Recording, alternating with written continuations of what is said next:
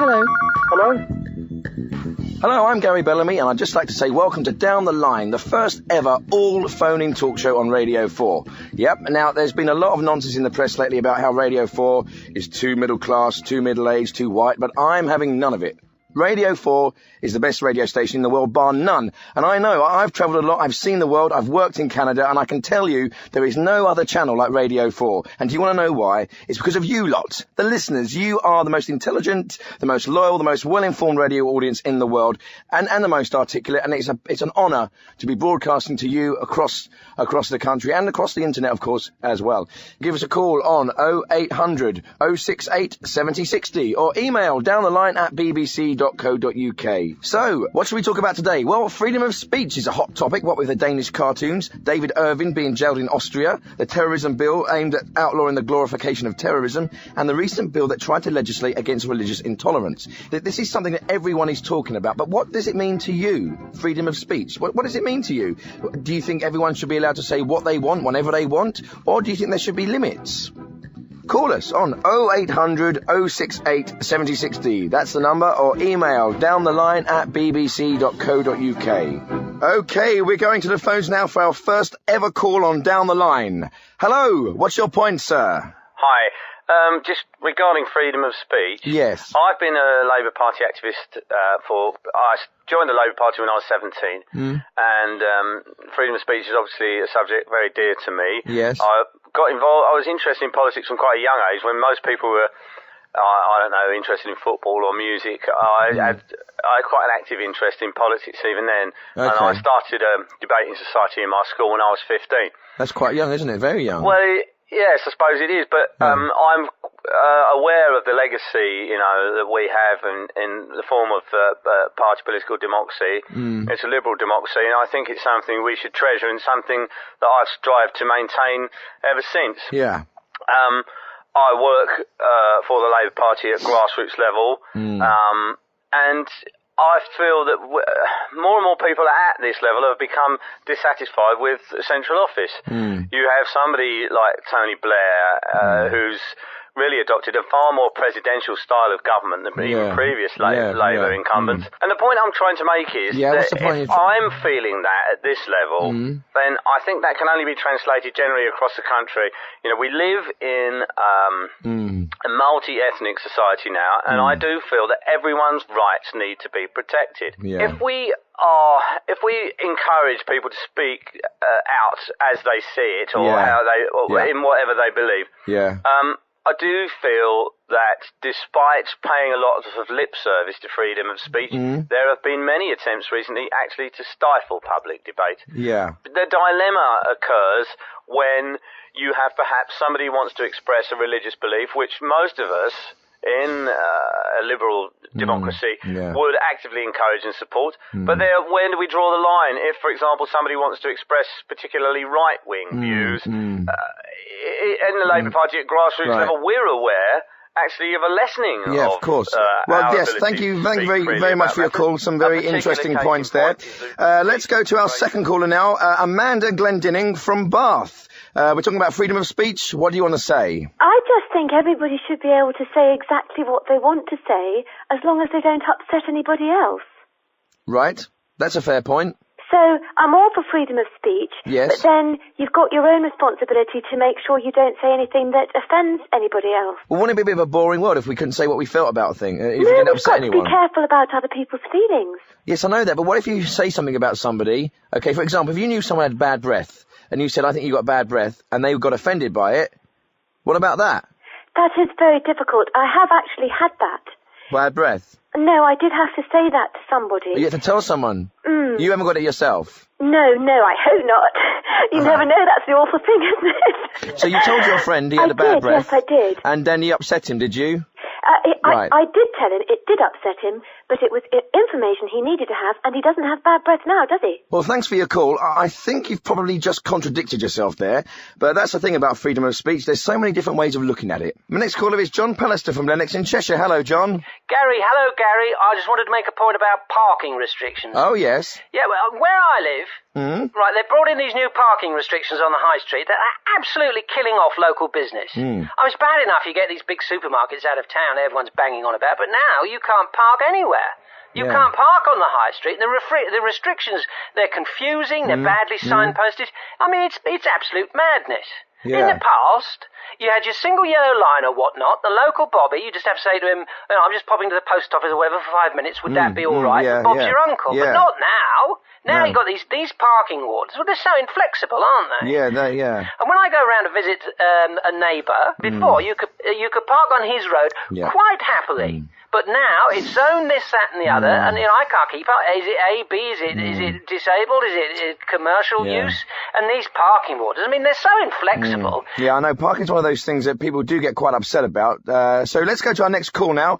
Eric Pulford from Halifax. I just literally phoned to say exactly the same thing that lad just said there. My mum used to say, if you can't say anything nice, then don't say anything at all. Yeah. She also said that a swan could break your arm with one flap of its wing. Well, it was useless information because I never came into contact with any swans. She also said your face will get stuck in the wind if you leave it in that shape. Don't make a face, because if the wind changes, it'll look the same. You got it. And I believed her, like a prat. Okay, our next caller is Stuart Hill from Gloucester. What's your point, Stuart? Well, my point is this. It's ironic, isn't it, that the once proud African man, standing on one leg looking out across the Kalahari Desert, master of all he surveyed, is now exacting a terrible revenge after centuries of oppression, removed from his homeland and subjugated, is now bringing the white man to his knees by issuing parking tickets willy-nilly. And I feel, that it actually demeans both the African man and the European man, that we are now waging a war with parking tickets, pieces of paper and bureaucracy over the silly notion of you can't park your car there, or you can park your car, for example, there. Right, it certainly is ironic. It's a good point, or is that racist? I'll tell you what, it'll be great to hear from someone from the black community to get their views on that, or in fact to get their views on anything. So come on, ring in if you're black. We'd love to hear from you. Hello, next caller. Hello, you're through to Down the Line. Hello. Hello, Gary. Hello. I'm calling about freedom of speech because it really is, if you think about it, a cornerstone of British democracy. British people are very polite and responsible. We're a very responsible nation. We've had a long history of acceptance. Yes. And if you don't have freedom of speech, you have a very oppressive society. That's right, and we're lucky we haven't got that. Yeah. I think Britain is possibly the only nation that can handle freedom of speech responsibly. Why do you think that is? Well, we've had a long history of being polite to each other, opening doors for ladies, sheltering under someone else's umbrella. I think that Britain should be a shining beacon to the rest of the world. And when Idi Amin, I think, expelled the Pakistanis Indians out of Uganda, they come over here and they've come on lovely. Yeah. Ever such lovely people. And we use thank you. Well, listen, that's lovely. Thanks very much for your call. Thank you for that. Next caller is Julian Finch from Sevenoaks in Kent. Hello, Julian. Are you black? No. What's your question? Are we to believe that we now have on the flagship radio station of the BBC an ill-informed yob? Whoa, listen, I defend your right to call me a yob, right? But I'm not a yob. An ill-informed yob presiding over a ragtaggled bobtail group of idiots, ringing in with their pathetic opinions. This is Radio 4. I repeat, this is Radio 4. I heard you the first time. Well, what are you going to say for yourself? Well, you just ringing in with... You're the idiot with your idiotic opinions. You're just doing what you just complained about. I simply call into attention to you and all your listeners that this does not form a valid radio broadcast for this station. I'm not going to argue with you. I'm not going to argue with you. But this is really good. This is exactly the kind of conversation we want to have. You know, you can say whatever you like. This is your show. And freedom of speech is not just being able to say what you like to who you like when you like. Well, yes, it is. That's the definition of the term, freedom of speech. So you're saying I can literally say to you now, you're a putz. Yes, of course, you're well within your rights to call me a putz, because it's your duty to be able to say what you want in the freedom of speech. I could call you a putz. Could you? Well, I could. Well, I could. I'm free to speak, but under BBC guidelines, I kind of work under a different... And what insults are you allowed to call me under BBC guidelines? It's very interesting. Well, I probably couldn't call you anything under BBC guidelines, because I'm employed by the BBC. Ah, so there is no freedom of speech then? Well, there Not is under the BBC guidelines. Well, there is freedom of speech, right? But we at the BBC have a duty to be unbiased and put forward all sides of an argument, yeah? But as a journalist and a broadcaster, I'm obviously not allowed to insult the listeners or to promote my own particular opinions. And what are your opinions? For instance, if I was to make love to your girlfriend and you were to catch me doing that, would you not? What would your opinion of me be then? Well, that's nothing to do with freedom of speech. Well, give me a word. Well, I think you're a scoundrel. But that's nothing to do with freedom of speech. That's just an opinion. I think you've got it wrong. I don't think I've got it wrong. I can say to you whatever I like, and you can't say anything back. I can defend myself, but I can't call you a bad word. If outside this building and not on air. Turd. Sorry? You twattock. Listen, this is really what is your point? Cock. Thank you very much. I don't think we need to descend into name-calling. We're a bit more grown-up than that. Gary Bellamy, 0800 068 7060, or email down the line at bbc.co.uk. And we've already had a load of emails through. One here from Christine Payne saying that she believes wholeheartedly in freedom of speech. One from John Burns saying that the parking restrictions around his area are completely out of control. And I've got one from Natasha Blake, who says that she thinks this show is witless drivel. Great, brilliant to have all these brilliant opinions and new emails. Keep them coming through down the line at bbc.co.uk. My next caller is Harriet Briggs from Croydon. Hello, Harriet. Hello. Hello. You never see a Chinese traffic warden, do you? You just don't see them. You know, you've got all the other colours under the rainbow, but you never see a Chinese one. No, you don't. Thanks very much for your call. And we got a call now from Barry Probert in Southend-on-Sea. Hello, Barry. Are you black? No, I'm not black, Gary, but that's what I'm sort of ringing about, actually, as it goes. Okay, yeah. Yeah. I'll tell you, I've noticed, right, something about you and all you people in the media, right, is that you're all non-racist. Right. Well, that's funny, isn't it? Why? Don't you think, that you're all non-racist because you think that some of you would be, wouldn't you? Because I'll tell you something, right? Most of the people I meet are racist, and I meet a lot of people, and they are racist. A bit. Black or white, right? All of them are a little bit racist. So what I'm saying to you, mate, right? Yeah. Is how come everyone, without fail, right, who works on the radio or telly, they claim not to be racist, racialist at all? Well, maybe that's because they're not racist. I'm not racist. Yeah? How many black friends you got then?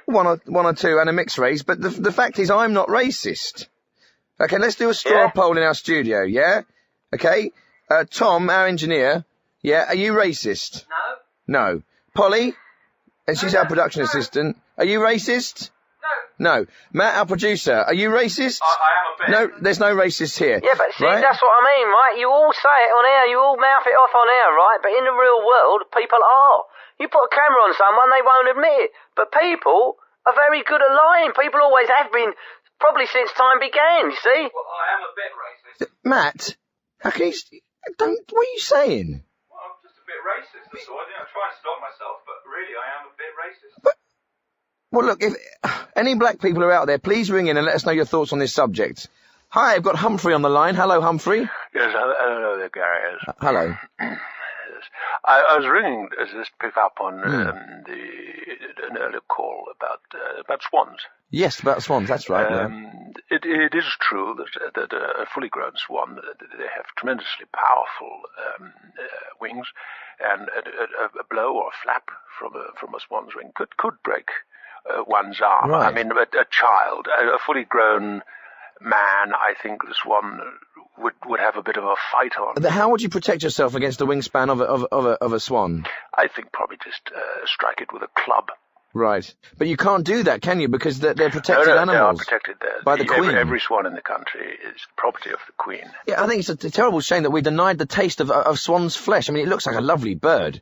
I mean, it'd be nice just to try it. As a matter of fact, yes. I have eaten swan. Have you? It was at a banquet at the Stationers' Hall, tended by Prince Charles, and we were allowed to eat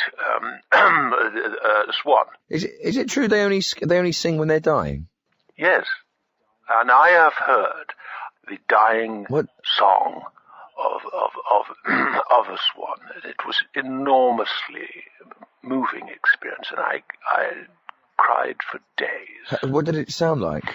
Rather like, I don't know if you've heard some of the new Nokia ring. No, I haven't.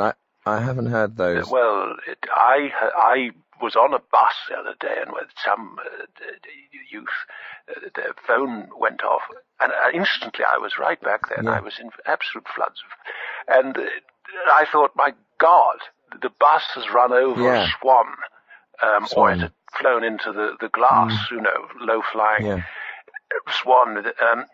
But, of course, it was one of these ringtones, and I think this is an enormous problem of noise pollution. Thank you. Well, thanks very much for your call. I've got another call here. I've got Peter Shaw from the Wirral. Hello, Peter. All right, Gary, how you doing, mate? I'm fine, thanks. Yeah, well, I'm just ringing in to say, mate, a lot of whingers and moaners on your show. I know. And that actually you're doing a great job, mate. Oh, thanks very much. Yeah, give yourself a pat on the back, la. I will do. All right, ta-ra. Thanks for your call. Now, while we're on the topic of freedom of speech, I'd like to bring in someone into the discussion here. Down the line from his home in Kent is Professor Thomas Evely, who is a supporter of David Irving, among others. He's a Holocaust denier who has written 3 books on the subject, and he's not ashamed to talk about his appreciation of Adolf Hitler and the Nazis. Now, obviously, these are not views shared by Down the Line or the BBC, but we thought it was important to let someone have their say and explain exactly what they believe and why, because we're not afraid of freedom of speech here on Down the Line. So let's go to Professor Evely. Hello, Professor. Hello, you there? Hello. Hello, Professor. You're on Down the Line, live on Radio 4. Professor, you maintain that 6 million Jews were not... Hello. Hello. Are you coming up, Thomas? Professor. I'm just doing a radio program. Are you on yet? Yes. No. Hello. I can't hear anyone. Hello. Hello. Professor. You take my tea up. Well, I've done it. I'll just take it up for you, shall I, Tom? Okay, thanks. Hello, can you... Shouldn't be a minute. Can you hear me? Hello? Professor Thomas Evely, hello? Hello? Hi. I take that program you wanted. Shall we watch it in bed? I'm just doing a call. All right, well, I'm a bit confused with the leads on the DVD, but I think I can get my head round it. Okay, I'm just doing this, and then I'll be up. Hello, you're through now. We can hear you. Can you hear us? Okay. Can you hear me? Hello? Hello, Professor, can you hear me? Hello? Hello, Professor? Tom, there's a message on the other phone. Hello, Professor. We're trying to get through to... Let's let you know there's a bit of a problem here. I'm trying to get through to Holocaust denier Professor Thomas Evely, very controversial figure who supports the Nazis and Adolf Hitler and denied the Holocaust ever existed. He's now on the phone. We're just trying to get hold of him. Hello? Hello? Can you hear me? Hello? Professor, I can hear you. Now, your views and opinions have caused controversy wherever you've gone. You're one of the most hated people in Britain. Hello. I just wonder if you could... Hello? Hello? Can you hear me? We'll have to try him later. We'll have to ring him back. There? We'll have to come back. Sorry about that. We'll try and get hold of Professor Evely later on in the show. Let's go to another call from Patrick Ingram from Thetford. Hello, Patrick. Hello? Hello there. You're through to Down the Line. Hi. Yes. Are you from the black community? I'm not, as a matter of fact, but if I were, I'd be very proud to represent the black community. Good. And in fact, that's why I've been listening to your program with a growing sense of unease. Right, regarding the treatment of immigrants, asylum seekers, and what have you in this country. That's right, yeah. I'm proud of my country, but not in a jingoistic way. No. And I believe it behoves us to welcome these people into our country. We need to be understanding and welcoming, but firm with them. In what way should we be firm? Well, I make it my business to literally extend a hand of friendship to them. And I practice what I preach. If I see a person of colour or what looks to be an asylum seeker, I proffer the hand of friendship. I extend my hand, I shake them warmly by there, and I say, welcome to our country. We are a peaceful, understanding people with a great liberal tradition. Yeah. If you abide by these traditions, you will find us civilised, peace-loving, welcoming people, and our underlying philosophy is live and let live. Yeah. You should be proud of yourself. I am. If everyone was like you, this country would be a better place. Thank you very much. Thanks for your call. I've got Horace from Wiltshire. Hello, Horace. Yes. Well, I think sometimes freedom of speech is inappropriate, you know. I think women should be asked to pay a small charge if they wish to talk about how well their children are doing at school and how worried they are about finding them the right place at the next school. Why should they should pay a fine, £50. Why? Well, because it would encourage them not to be so tedious when they're sitting next to me at dinner parties, you know. That's what I think about freedom of speech. Well, thank you very much for your call, Horace. Thank you. Always a pleasure. Thank you. Thanks. Hi, you're live on Down the Line with Gary Bellamy. Hello. Oh, hello, Mr. Bellamy. No, hello. I hear your discussion and you're talking about there's no black people phoning up. That's right. We wanted some black people to ring in, yeah. Yeah. So I'm a black man and I hear what you're talking about. So I just ring up to express my view, opinion, and all that. Yeah. Whereabouts are you from? I'm from Barbuda. Barbuda, you know. Yes. Barbuda. Yeah, Barbuda. Yes, that's right. Are you joking? Huh? There's no such place as Barbuda. That's across between Barbados and Bermuda, isn't it? Eh? Wait. No. I'm from Barbuda. Barbuda. There's no such place. Don't be silly. Hold on. Barbuda. It's not Barbados. Barbuda. Yes, that's where I'm from. Sorry, and I'm sorry. There's no such place. This is a hoax call. I want to talk to genuine black callers. No. You're making a hoax. Barbuda. There is no such place as Barbuda. Thank you very much. What are you talking about, man? Right, my next caller is, I've got Kenneth Pardue here from Reading. Hello, Kenneth. Hello. Hello there. What's your point? What's your question? Well, I'd just like to say that I agree entirely with the previous caller. Okay. And do you want to add anything to that? Well, unfortunately, they've pretty well covered everything I was going to say. Yes, I agree entirely with what they said. Okay, well, thanks very much for your call, Kenneth. Thank you. Thank you. Hi, you're through to Down the Line. Hello. Hello, are you black? No, I'm not, mate, no. Oh, okay. No. But I'll tell you what I do, I want to make a point. Yes? I'm saying about the if this was the 70s, right? Yeah. Then we had proper freedom of speech, you could say what you liked. In what way? Well, you see a pretty nice bird walking down there, nice Richard walking down there, hello, darling, you know, these days, blimey, you get locked up for that when you go. Hey? You don't really get locked up for it, do you? Hello, darling. You know, while you're down there, if they're bending over near you, while you're down there, no one batted an eyelid. Oh, lovely jugs, nice frubnies, frubny bits. But that is like 25, 30 years ago. So what? Still fresh in my mind, Cal. Yeah, but do you there still was do a that spring today? in my step. Then life was more, colours were brighter. Yeah. See? But I think you think about a program that used to be on then, Love Thy Neighbour, on the buses. Yeah. Why don't they show them no more? Because they're dated and they're quite racist. Do you know what? Yeah, but people liked them. That's because they didn't know any different, you see. No. Now they know that it's you try wrong. and brush it under the carpet. I'm not brushing anything You under the try and carpet. brush them programs under the carpet. People liked them. So you're saying that we were freer to say what we wanted 30 years ago? I could lean out my van window and I could say, hello, darling, lovely jugs. Yeah. You see what I'm saying? Yeah, but you're free to do that if you want. That's the whole point of freedom of speech. Well, thank you very much. But, you know, it's not, if you're a woman walking down the street and you had some man shouting that to you, well, you wouldn't like that much, would you? I'll tell you what, that's the price you have to pay for freedom, isn't it, Gary? Yeah, I suppose it is. Swings and roundabouts. Swings and roundabouts, mate. Yeah. Swings and roundabouts. Yeah. Yeah. I don't understand why you keep saying swings and roundabouts. Swings and roundabouts. What about them? Well, you know, swings and roundabouts, mate. I honestly have no idea what he was talking about. Now, I've just been handed a note here from my producer, Matt, who says that Barbuda is an actual place and it does exist.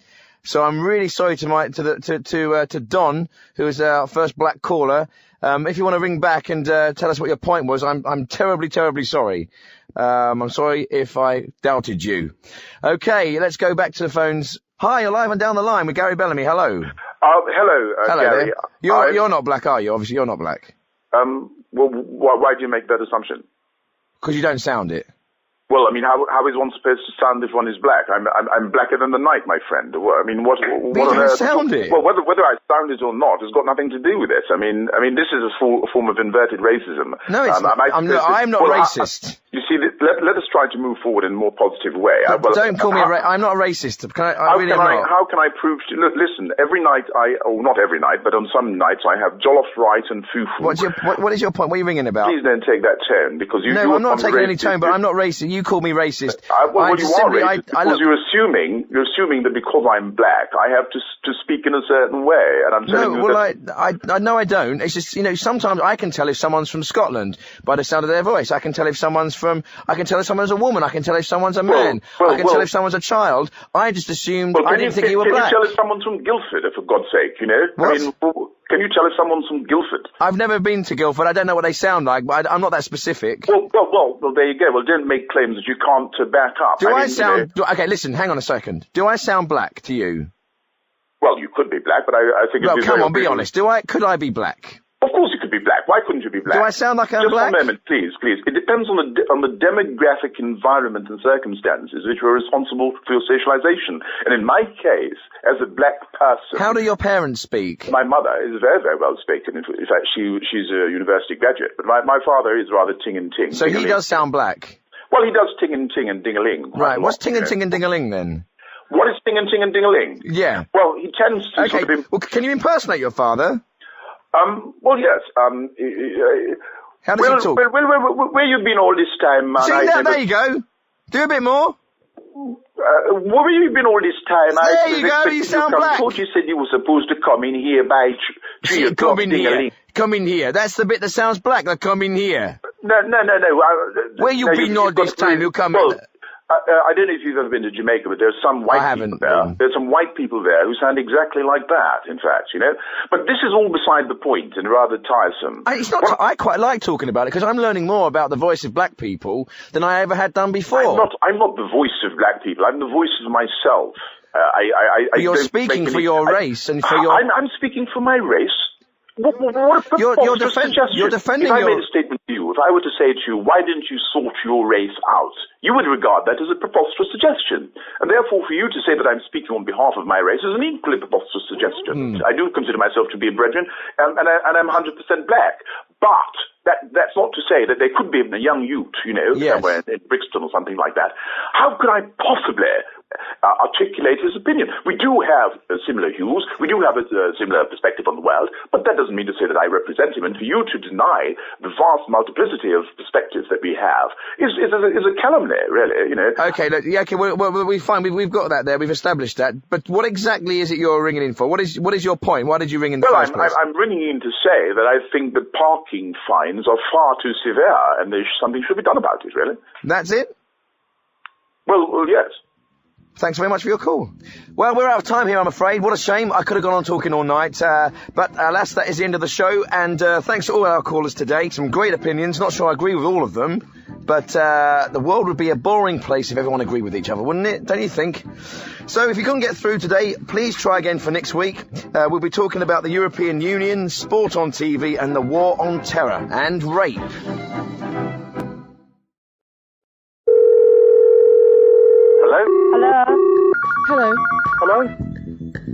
Hello, I'm Gary Bellamy, and I'd just like to say welcome to Down the Line, the first all-singing, all-dancing, all-phoning show on the greatest radio station in the world, Radio 4. Coming to you live from Broadcasting House in London. Our telephone number is 0800 068 7060 or email downtheline@bbc.co.uk. Religion, the big one. Traditional Anglican Church of England type religion is dying out in England, but people still have the need for some kind of spiritual dimension to their lives. Alternative religions and weird cults are popping up everywhere. Mysticism, crystals, the Kabbalah, Odinism, paganism, witchcraft, Woganism. For all I know, there might be people out there who worship Terry Wogan. What do you believe in? What do you worship? Do you believe in life after death? Do you believe in ghosts? 0800 068 7060. That's the number, or email downtheline@bbc.co.uk. And what about this?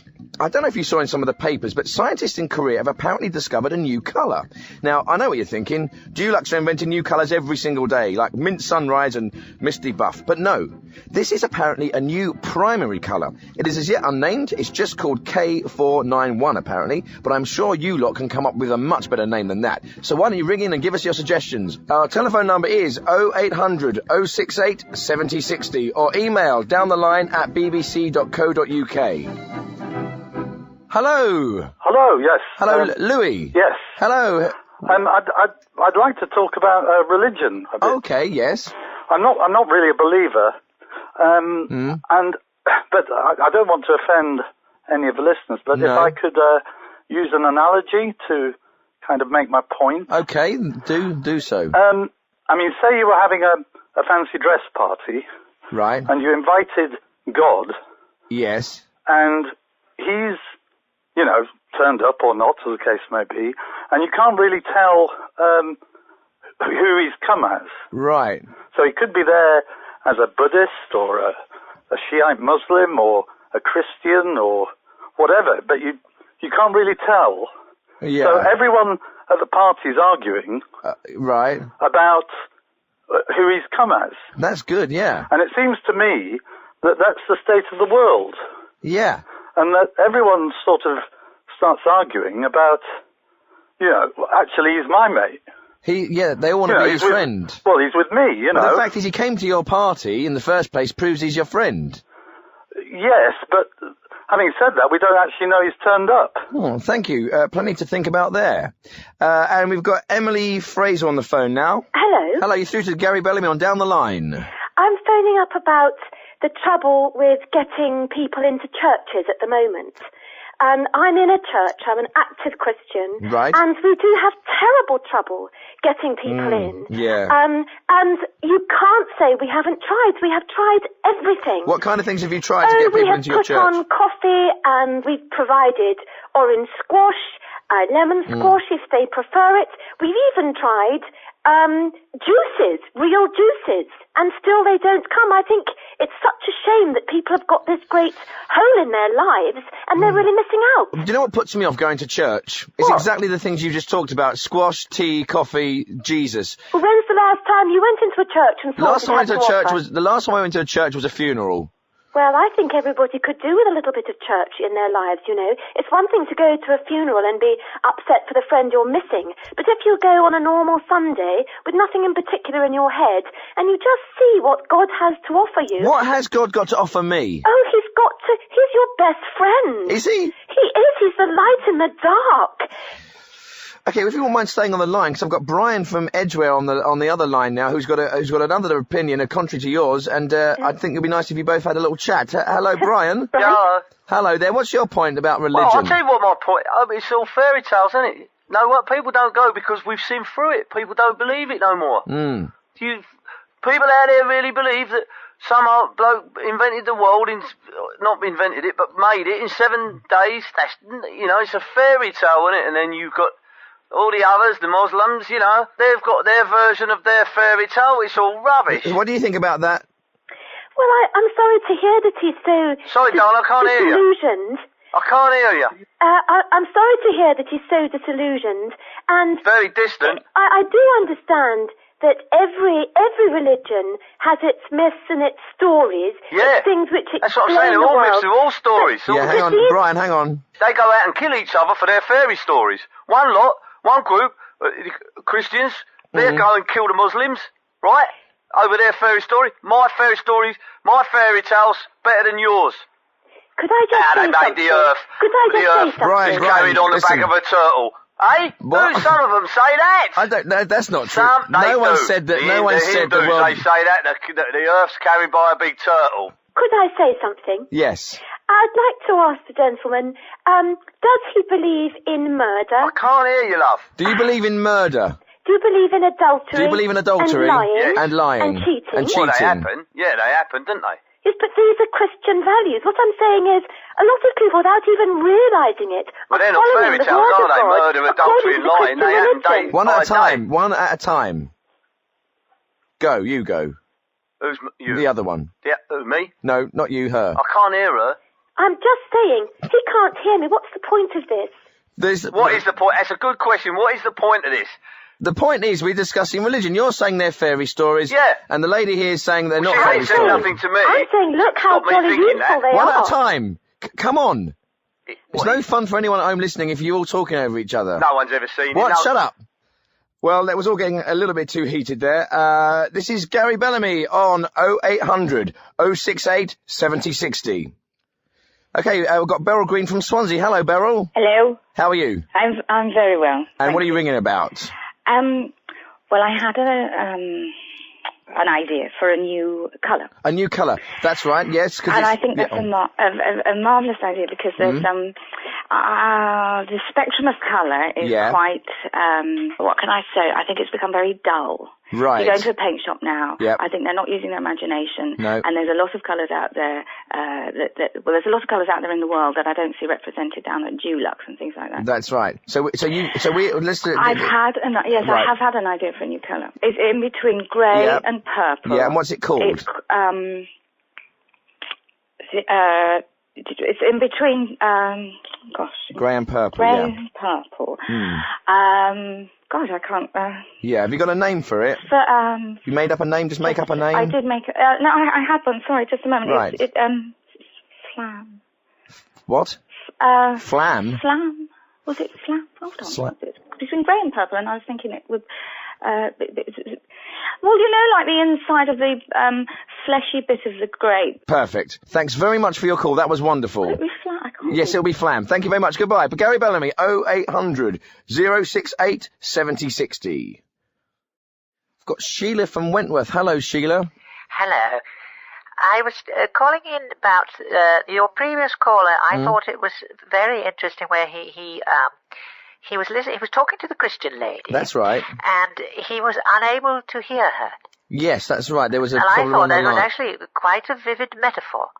What for? Well, Christ the Lord is talking to all of us all the time, but many of us, for one reason or another, whether we don't want to hear him or whether we can't hear him, we can't hear the words of the Lord. Even though he is speaking quite clearly, I could hear the woman loud and clear, and it was most interesting that the gentleman caller couldn't hear.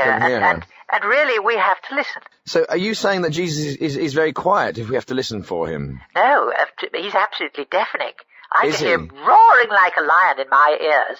Okay, I've got Les Wiseman on the phone. Hello, Les. How you doing? All right. Fine. Where are you from? Leytonstone. What are you ringing about? I was ringing about the Arabs. The Arabs? Yeah, I think one of the reasons they struggle to integrate with the white community and people in England and that is they don't have any sort of musical background or culture. Oh, they've got that. The West Indians, they've got reggae. The Indians have got Bhangra. The Chinese have got that xylophone stuff, and they ain't got no. That's not necessarily true, Les. My girlfriend Michaela. She goes out quite a lot. She enjoys going to clubs, and Arabic music is all the groove. It's the big groove going on. To say that Arabs don't have music is frankly ridiculous. Is it? Well, of course, they've all got music. Just because it's not number one in the charts. What? Have you ever heard it?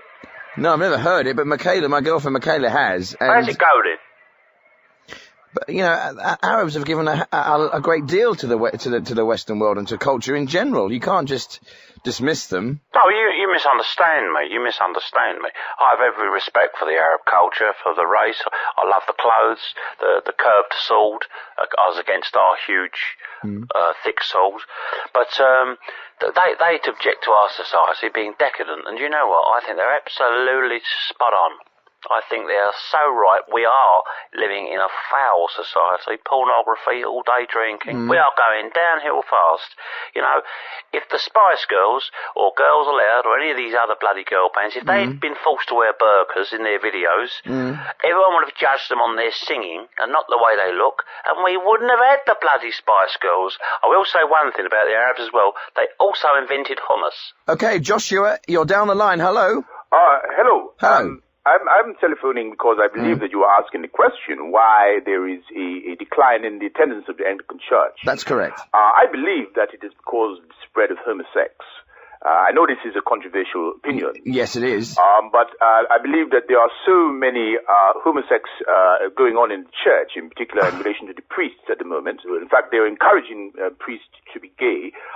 In fact, they are saying to them that unless you are gay, you cannot even be a priest these days. But women are even being allowed to be priests now, so that a man cannot... Women have been priests for a long time. I'm not being disrespectful to ladies, but that is yes, you are. And to homosexuals. So how can a man possibly be expected to... Who else do you want to upset? I'm sorry? Who else do you want to upset? I'm not upsetting anybody. I'm just speaking the word of the Lord. You're just saying Listen to me. that no one's going to church anymore because it's full of homosexuals and gay priests and women. I believe that there's too much homosex spreading out the land. Okay. Now, for example, William Shakespeare, he wrote a play called Romeo and Juliet, right? That's right. He did not write a play called Jack and Johnny. He did not write a play called Anthony and Andrew. He did not write a play called Richard and Jonathan, did he? Just because William Shakespeare didn't write books about homosexuals doesn't mean... Listen to me, my friend. Do you think that the Lord will rejoice in buggery? Do you think that the Lord will rejoice in... I don't know what he likes. The Lord is stipulated in the great book. Congress between one man and to another is a sin. But things have changed since then. You're talking about a book that was written 2,000 years ago. You see, I do not want to be rude to you, but you sound like you have been taken over by this cancer yourself, right? What? The fact of the matter is Judgment Day will come. And this is madness. Listen to me, please. You are encouraging ravishment and lewd, salacious groping and violation. You are encouraging this. You are celebrating it. You are rejoicing Celebrating what? What? Accepting people? As a Christian, surely you should be accepting everyone and every person into the church. Doesn't God want to accept everyone? Does he say, I'm not going to let Elton John into my church? Of course the Lord did not say that. The Lord is not aware of individual in the rock business. He's not looking into all of that. It seems to me you are quoting the book, but you have not looked into the chapter of the book, my friend, which said that fire and brimstone will be brought down, and the wrath of the Lord will be brought down to bear upon the sinners and the bad man who transgress against his word. They will be cast into eternal damnation and pain, because on Judgment Day, believe me, the Lord will hawk them when they come to account. He will hawk them of their congress one man unto another, and the Lord will say, you seek to enter here, but you know the sodomy you have committed against me? Oh yes, go to the other place, where you will burn in eternal damnation for the sins of buggery and bottom business. Thank you very much. You're frightening me now. That's the thing about Christianity. People are very passionate about it. So keep those calls coming in, and it'll be great to hear from some other religions too. Okay, let's go back to the phones now, and we've got Roger Spring. Hello, Roger. Hello, guy. Hello. I was just ringing to say I am a huge Terry Wogan fan. Oh, right. So you believe in Woganism? I do. I would say I am a Woganist. Thanks very much for your call. Thank you. Okay, my next call is Audrey Shaw from Dowlett. What are you calling about today, Audrey? I'm calling about the new colour. Yes, that's right, yes. You know, if you're painting with a child and you've got all the paints in an enamel plate and they mix them up, it's always brown. That's right, but... So I think that there isn't a new colour, but that the new colour, the ultimate colour, is brown. Right, but we are actually naming... Have you got a name for this new colour at all? No, if I were to name a new colour, and it was pale, I would call it Glor, G-O-L-O-R, or G-L-O-R-E, if you prefer. I prefer it with the E. And if it was a dark colour, I was thinking I would call it Frent. Frent? Where did you get these fantastic names from? I was amalgamating different elements of the other colour words. You sound slightly balmy, Audrey. I do. I love colour, and I think in colour. You think in colour? Yes, I do. I think a lot of people do think in colour. Thinking in colour, how does that work exactly? Well, you have an impression of a thing, and it's a colour rather than necessarily a shape or... It's interesting. Like what, for example? What would be, say, a door? What colour would that be? Green. To me, a door would be green. And a car or a sofa? Well, that's harder, but if you were to say something more abstract, like, what colour would you think of a fight? I would think of a fight or an argument as red. So, like, if someone was slightly angry or there's a scuffle, what colour would that be? Oh, it does depend, you see. It's very hard to say. So pinkish? It's not always as predictable as that. Well, listen, thanks so much for your call, Eve. It's been really interesting talking to you. Yes, I've enjoyed it. And have you got a name for the colour before we finish? Brown. Brilliant. Thanks very much for your call. We'll go straight to Gavin Wilkie in Basingstoke. Hi. Yes, hi. I had a religious experience recently. I woke up at 2 o'clock in the morning, and there was a vision of Jesus standing by the chair on the corner of the room. Yes. I said, "Hello, Jesus, what brings you here?" But he didn't reply. He just smiled enigmatically in that slightly irritating way the visions are wont to do. Yes. Well, I went back to sleep, and in the morning my wife was dead beside me. Oh, my God. So that's why he was there. You know, it would have been quite nice if he'd said, "Shirley's about to have a major heart attack. Ring 999," rather than giving me a supercilious grin. But there you go. That's Jesus for you, isn't it? When you saw Jesus... You know, you can't be too hard on him, or he'll take it out on you in the afterlife. So, do you believe in Jesus? Well, I do now. I've seen him in action, yes. Hello, next caller. You're through to Down the Line with Gary Bellamy. Hello? Hello. What is point? What's your point? Point is, what is point?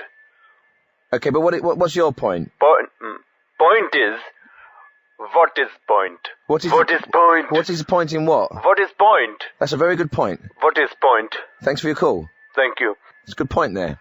Okay, I've got Maria Hood from Kidlington. Hello, Maria, or Down the Line. Hello, I'm Maria from Kidlington. I know that. What's your point? You've been talking about, the congregations falling for Christians and that Christianity is in crisis and that sort of thing. I don't think you'd say what you've been saying about Muslims, would you? Well, no, because Islam is a flourishing religion, and Christianity is not. Well, that's your opinion, but I still don't think you'd say what you're saying about Muslims. I mean, you wouldn't be allowed to, would you? But you're allowed to say it about Christians. Yeah, but that's my point. Islam is a flourishing religion. Christianity, that people aren't going to church so much anymore. What I'm trying to say is that I don't think you would say this about Muslims, would you? I mean, you just wouldn't be allowed to in today's climate. Why wouldn't I? Why wouldn't we say things like that? I think we can take a joke, but they obviously... Look, Maria, you're just going round and round in circles. I'm sorry, but I don't think you'd say that if I was a Muslim.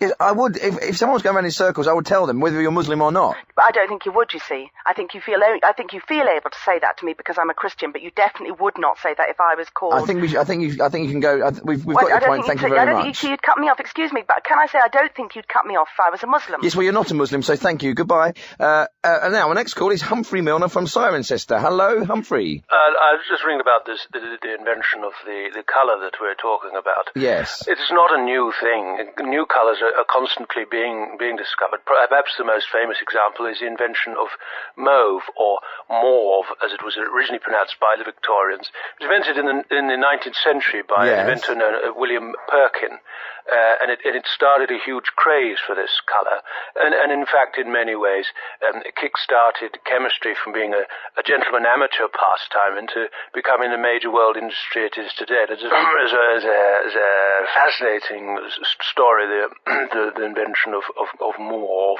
as it was known, because suddenly everybody wanted in Victorian times everything to be mauve, parasols, fabrics, even it came into the world of art, and there was even a craze.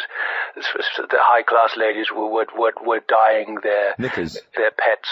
But to return to your present day, I mean, you think of the word mauve or mauve, as I say, and we sort of accept it. We accept the names of colours, and so it's coming up. You've got to come up with a name that sounds absolutely spot on, and then people will accept it. And I've been talking to my wife about this new colour of yours, invented by the Chinese, I believe you said it was, and my wife has suggested the word minge. Minge. Yes, I think that would be a lovely name for a colour, don't you? You said it had a sort of mauve qualities to it, and I think the word minge. sort of evokes that for me. Certainly evokes something for me as well. Tinge of minge, I can see it. Yes, well, I think moving swiftly on, we've got some emails here. We've had literally hundreds of emails on today's topics. Joni Rutherford says that she thinks the new colour should be called Maxto, M-A-X-T-O. Paul Jones suggests Verdis. And I've got one from Ahmed Hussein, which says, God is great. Keep the emails coming in. Gary Bellamy, downtheline@bbc.co.uk. Fantastic, right. Okay, George from Wood Green, you're down the line. Hello. Good day to you, Mr. Bellamy. Hello. Hello, I'm ringing about this new colour, right? Yes. I've got a name for a new colour for you. Okay. Are you ready for this? I'm ready for it. You know what I want to call it? What do you want to call it? Greek-wise. Do you understand me? Because, not turquoise, Greek-wise, right? Because we have heard too much about this Turk this and Turk that. Turquoise, not turquoise, Greek-wise. You understand me? I'm joking. I'm joking with you, Mr. Bellamy. It's very funny, and that's a brilliant call and a brilliant colour. Thanks very much. Thank you very much. Thank you. Hi. Hello, you threw you down the line. Hello. Hello there. Hello. I've been hearing on your show about this new colour. I was going to say, what colour is it? Well, we don't know. It's a new colour. It's a new primary colour. And whatever name you want to call it, it's up to you. And if you had to mix up other colours to create this colour, what colours would they be? Well, the thing is, that's the whole point. It's a primary colour. It's a new primary colour, so you can't mix any colours to create it. Well, how do they create it? I'm not too sure about that. Let me ask you another question, Mr. Bellamy. Yeah? Where would this colour sit within the rainbow? I don't know where it is in the rainbow. I'm sorry, it's a new colour, so... Do you think it would ever be as popular as green? I don't think... Who's asking the questions here? Okay, and what emotion does it represent? Okay, all right. Who's next? I've got Mohammed from Birmingham. Hello. Hello. Now, I don't want to jump to any conclusions, but are you perhaps a Muslim, Mohammed? Yeah, that's right. Right. So what do you want to talk about? Well, I'm ringing in about this new primary colour. Well, can I say, we're also talking today about religion, and it's great to have a Muslim on the phone. Yeah. And I wondered if we could perhaps talk about what's it like being a Muslim in this day and age. Oh, yeah, no, I don't want to talk about that. I've rung up about the primary colour. But it's interesting, isn't it? Do you find there's a lot of intolerance against you, and do you find people looking at you in a different way than they used to, say, pre-9/11? But what are they going to call this colour? That's what I want to know, because, like, when I was young, they told me that you had blue, red and green. That's right. But or blue, red and yellow, depending on whether you're doing art or whether you're doing physics. I think it's important. I don't think a lot of people understand at home, necessarily, what exactly Islam means. I mean, I don't know, really, because, everyone's different, but, it's like, how can you name a colour? That's what I want to know. Never mind about colours. I'd like to know about your religion. Do people mock you, or do people turn their heads? Are they frightened of you? Well, no, look, I've already explained that, When you walk down the street in Birmingham, do people get scared? Do they hide in the shops? Yeah, I want to know more about Islam. Yeah, no, but I don't want to talk about that, really, because, I find that, you think that because I'm from Birmingham, people seem to think that, yes, I should be a Birmingham City fan and all that, but I do follow them and everything, but because, you're talking about football now, yeah? Yeah, my uncle told me that when I was younger, you got to be like an Arsenal fan because they got loads of foreign players. So you're talking about football, because people don't think you're English, right? If you're brown. But if you support Arsenal, they've got so many foreign players. Yeah. But they're also an English team, so you can't lose, can you? So have you done the Tebbit test? What's that? Oh, the Tebbit test, like if you support Pakistan or England. That's right, yeah. Yeah, that's right. So who do you support? Well, I support Birmingham City when I'm in Birmingham, but Arsenal, when I talk to anyone else. Right. Thanks very much. Thanks for your call. Yeah, thanks. Bye. Thank you. Okay, I've got another caller here. Barbara Lockton. Where are you from, Barbara? Oh, hi. I'm from Rishton in Lancashire. Oh, hello. I've got a new colour for you. Okay. It's called whack. It's white and black mixed in. That's grey. Oh. Well, what about bread? B-R-E-D. That's blue and red. Blue and red. That's purple. That's a colour already. You just give it a different name. Red and blue, brew. You're not really going anywhere with that one, are you, Barbara? Let's see if we can get some more sense out of our next caller, Jarl Koenig. Hello. You're live on Down the Line. Hello. My point is, organized religion has had a lot of bad press. Yes. And perhaps it is better that we look at the whole subject from a different perspective. I think it is helpful if we regard ourselves as small or tiny. Right. And that a larger us is looking through the smaller human us. But that in a wider sense, we are part of a much larger whole that in the final analysis is energy. Right. Then we can see our place in the universe without judgment, without labeling, without hierarchies. Yeah, that's all very interesting, but how does that help us in our day-to-day life? Well, because what we all require is stillness. Okay, so I'm a single parent. I'm trying to pay my bills. My son's on drugs. He's a heroin addict. Yeah, I've got my whole life falling apart around me. How is what you're saying going to help me? The reason why people's lives are often in such terrible turmoil, and don't for 1 second believe that I don't have every sympathy with him, is precisely because we never take the time to allow the stillness. Yeah, but sometimes... Always the stillness. Right, okay. But this stillness doesn't come in a bottle. I mean, we can't buy it. Of course not. I'm not marketing a product. I'm opening a door. And I'm closing one. Thank you very much for your call. Hello, you're through to Down the Line. Hello. Hello. I just want to say, people seem very quick to judge the Muslims, but I think we should wait a while, because you never know, they may come good. My son, for example, he used to be a right little terror, but now he's a successful painter. Well, thank you very much. Great call. You're welcome. Thank you. Hello, Gary. Yes, hello. Hello. Nice to talk to you. Nice to talk to you. What's your point? I've got an interesting idea for a new colour. Have you? Which I've got... Shut it! Shut it! Shut it! Sorry? I'm sorry, my dog's barking. Shut it! Will you shut it? Okay, so this new colour, yeah? Have you got I think... Will you shut it? Never mind the dog. Have you got a name for this new colour? Yeah, will shut it! Anyway, now, yes, the colour I've got, it's a mixture of, Shut it! Will you shut it? Thank you for your call. Shut it! All right, thank you. Shut it! Well, that's it for now. We've run out of time. I'm Gary Bellamy. This has been Down the Line. Good night.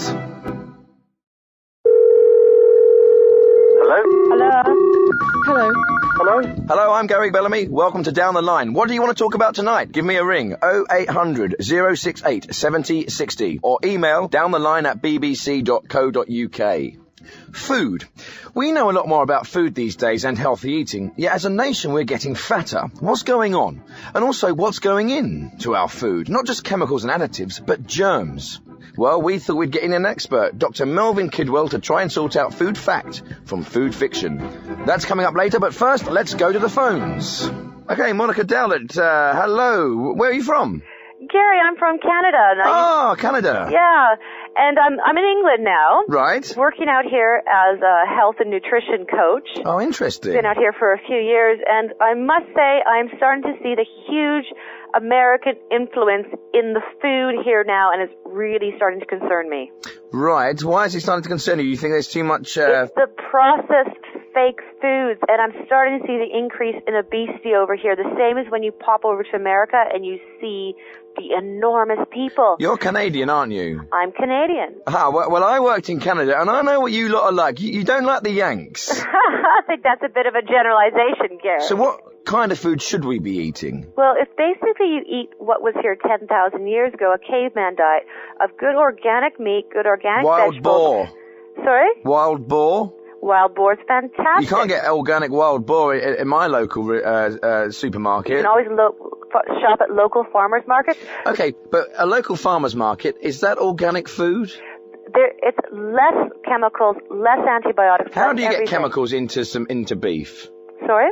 How do you get chemicals into beef? Well, the cows are injected with growth hormones. They're fed... What?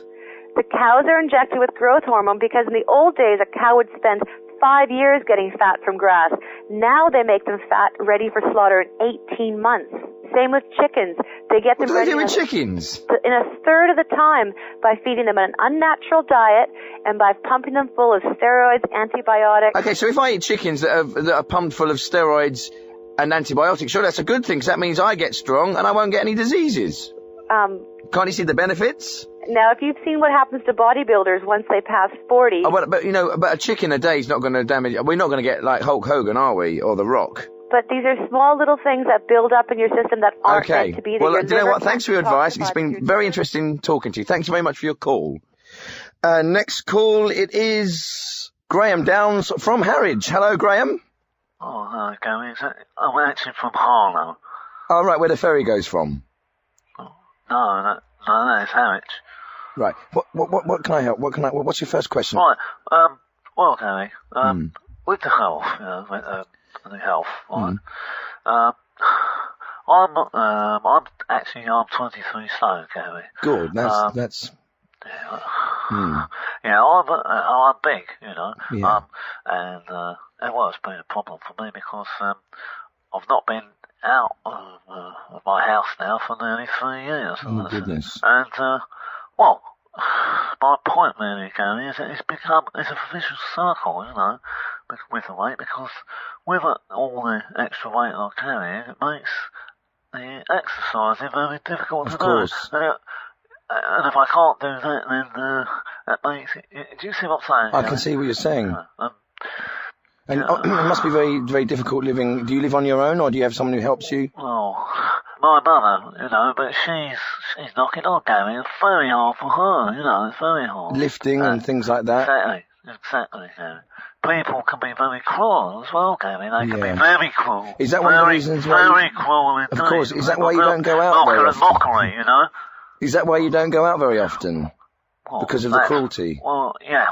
It's hard to say, whether it's that or the weight in the first place. But obviously, the both factors, have determined that I stay in a lot. Of course. Yeah. And also, a lot of people who are average weight or whatever, normal, would be thinking to themselves, surely, he should just stop eating, and that's probably a very crass thing to say.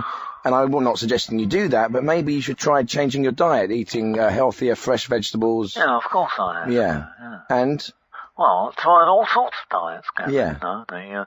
The brown rice, the fish, vegetables, the carrots, broccoli, but, none of them are really as satisfying as a whole box of sugar puffs, Yeah, of course.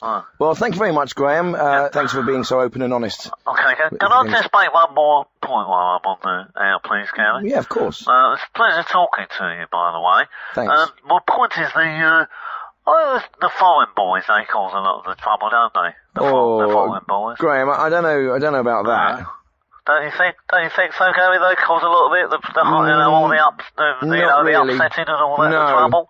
Don't you think? This is a place for free speech and things, but you've got to have a better justification to say things like that, do you know? Right, yeah. Maybe I was being a bit unfair there, Gary. Yeah. Can I just say one thing? What? Gary, I really would like to get married. Got Becky Simmers on the phone now from Sydenham. Hello, Becky. Hello, Gary. Hi, what do you want to talk about down the line? I've been listening to the Canadian lady who's been saying that, we should eat all the organic food, go to farmers markets. Yeah, that's right. Yeah, farmers markets. Well, I can't afford to do it. How can I afford to buy organic food, go to farmers markets? No. I give my kids what is in the house. How many children have you got? 5. 5. And so that's a lot of mouths to feed. And also it's quite difficult to get children to eat anything that's too healthy. Well, exactly. They like their nuggets. I've tried once, saying have low-fat crisp, but they just will not take. No. They do not take. What about buying a single big roast chicken, for example, organic on a Sunday, make it worse? No, there's nuggets. Waste there's work nuggets. a week. Why did God invent nuggets? Well, God didn't invent nuggets, did he? Well, somebody very clever did. No, you got a very good point there. Listen, that's a great call. Thanks very much for calling in. Next caller is Kenny Hogger from Walnut Street. Hello. Hello, Kenny. All right. What can I do for you? What's your point? I'm reading up about the thing. The thing, yeah? What thing? Like, the blokes was reading about, what was he saying? Which one? All of them. Well... No, yeah. I can't remember what he said now. Obesity? Was it about that? Yeah. Right, yeah. What is it? Well, it's overweight people. Are you obese? Nah, mate. Do you know anyone who's obese? Oh, yeah, bundles. Right, so have you got something to say about it? Let's have a think. It's them, isn't it? If you want to eat that much food, yeah, eat it, but don't complain if you can't get out the door. But it's an illness, isn't it? Is it? They can't help it, can they? Of course they can help it. Put knife and fork down. It's not just about eating food. It's about metabolism, isn't it? About what? Metabolism. What's that? Well, some people can eat, hardly anything, but they still put on loads and loads of weight. What, ants? No, not ants. Humans. They don't get fat, do they? They carry things on their heads. I see a programme on Discovery, right? An ant can carry the equivalent of, like, you carrying a whole, like, Tesco's on top of your head every day, 9 hours a day. And they'll work for the Queen. I'd do that and all. Call her the Queen, she ain't sometimes.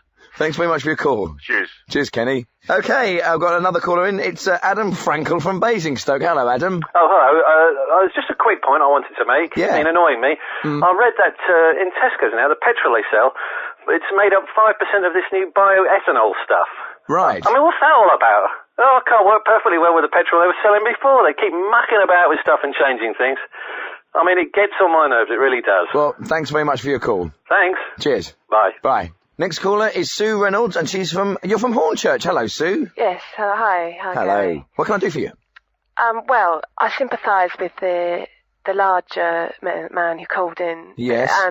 Because I'm actually pregnant. The thing is, he's moaning on about being large, but, try being pregnant. I love pregnant women. Do you know what I mean? That such a healthy glow and that womanly figure. You're ripe. Yeah. You're about to do what nature intended. Yeah.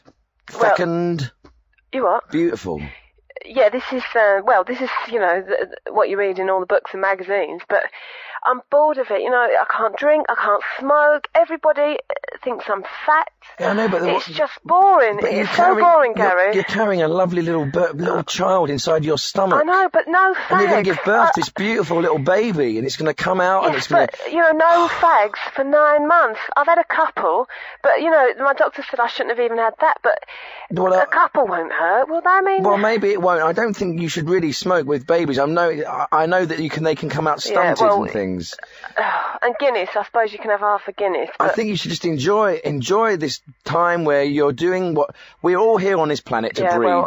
Men and women, that's our job. It's easy for you to say. You don't have to go through it. I'm sick of this from men. Always, you'll enjoy it, you'll love it. Yeah, but listen, I hate it. But apparently... I'm adopting next time. I hate it.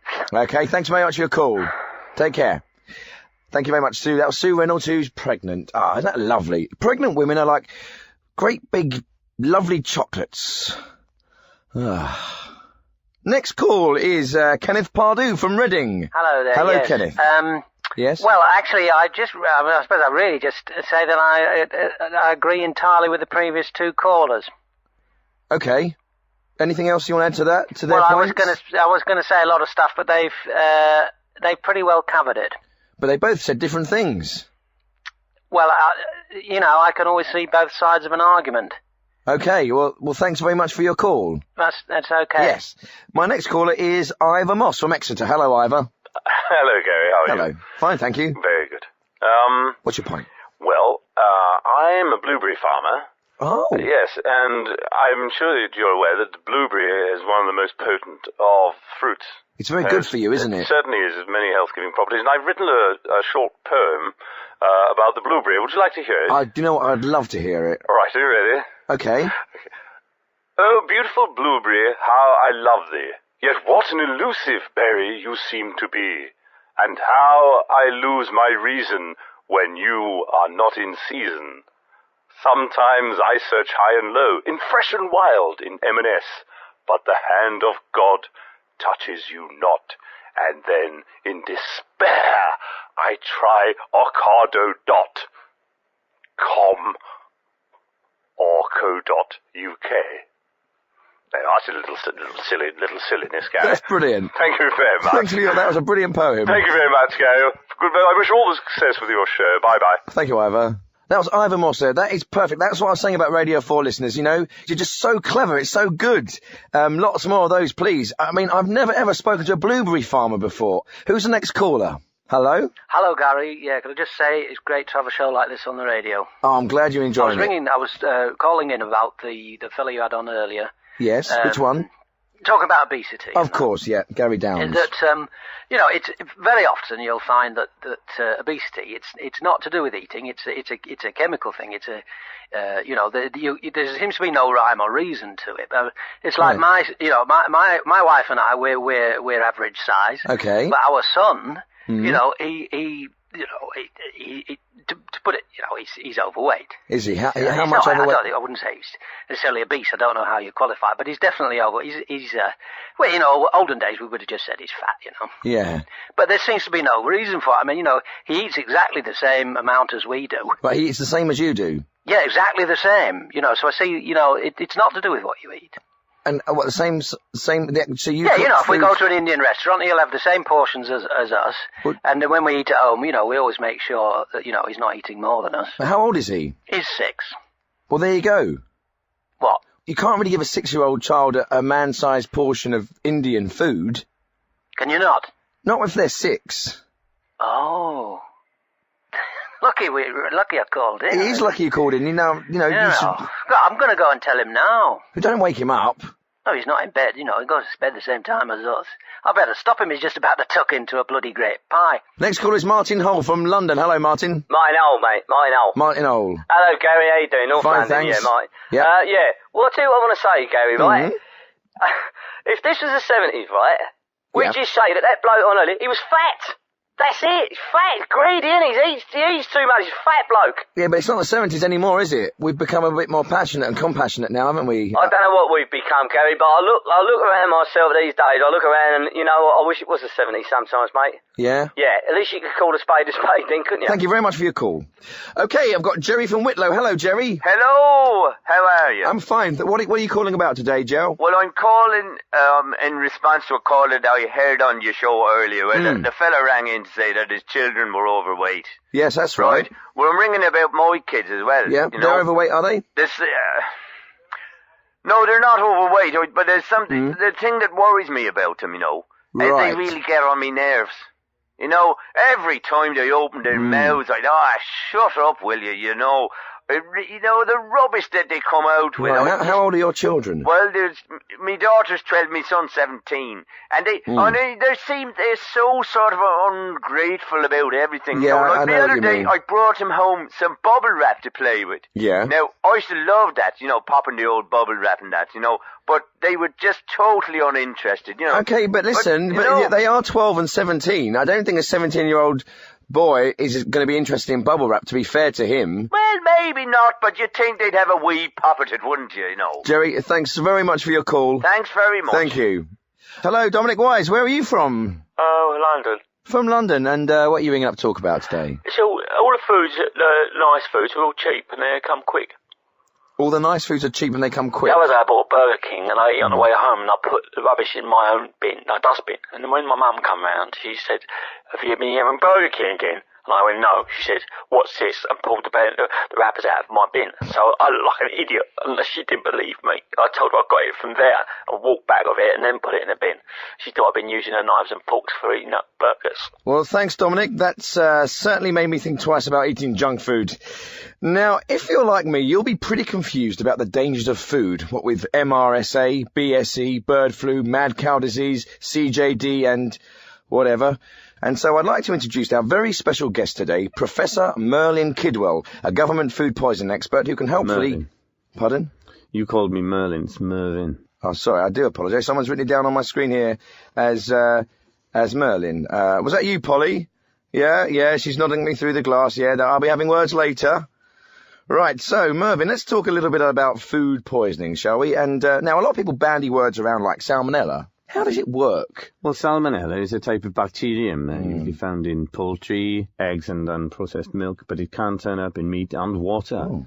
It may also be carried by pets, like turtles and birds. Oh, really? I didn't know that. So a harmless turtle could be a killer?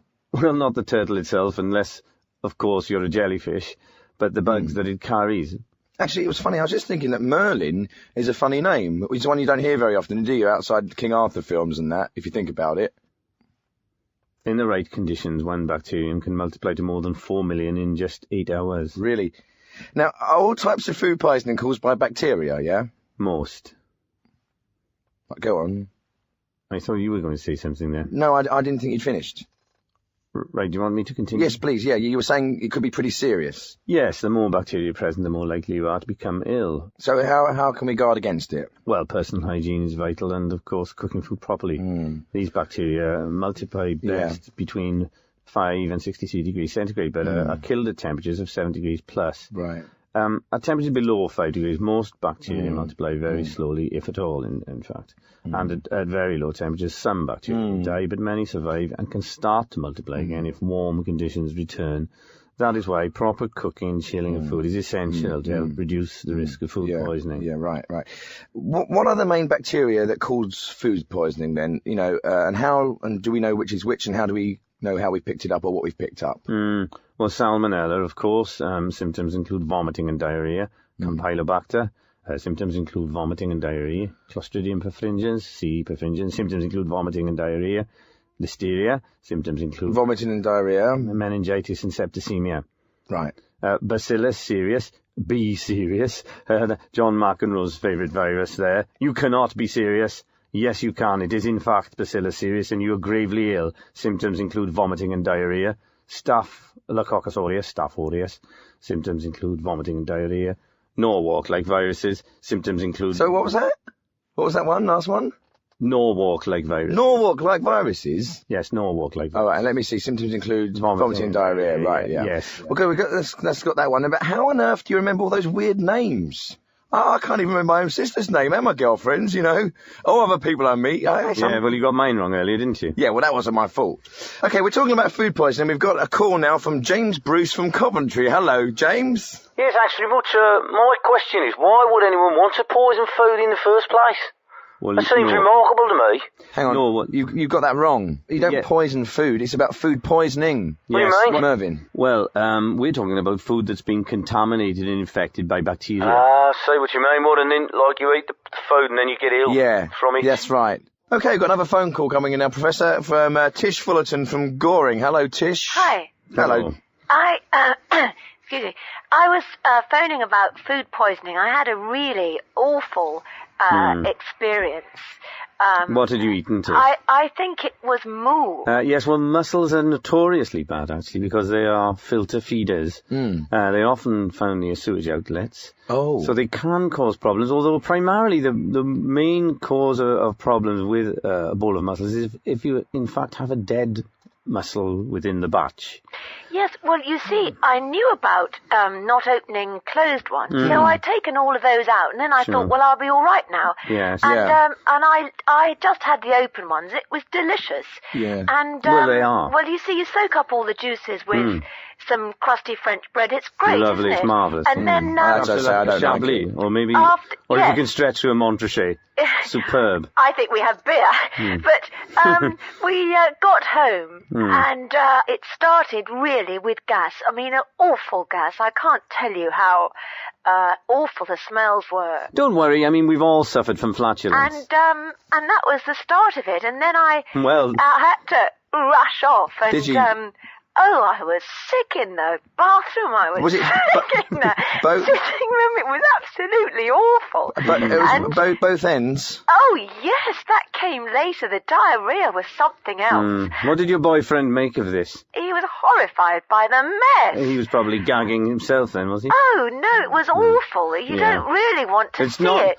It's not often that you have to cope with vomit and excrement simultaneously. No, I never had. I didn't know the body could do it. Well, it's your body's attempt to expel a foreign invader. Well, the body is so efficient, I had no idea. When you're in the middle of that chaos, though, you sort of resign yourself to it, don't you? You have no control. I almost enjoy it. There's a feeling when you get to a certain point where you think, in for a penny, in for a pound.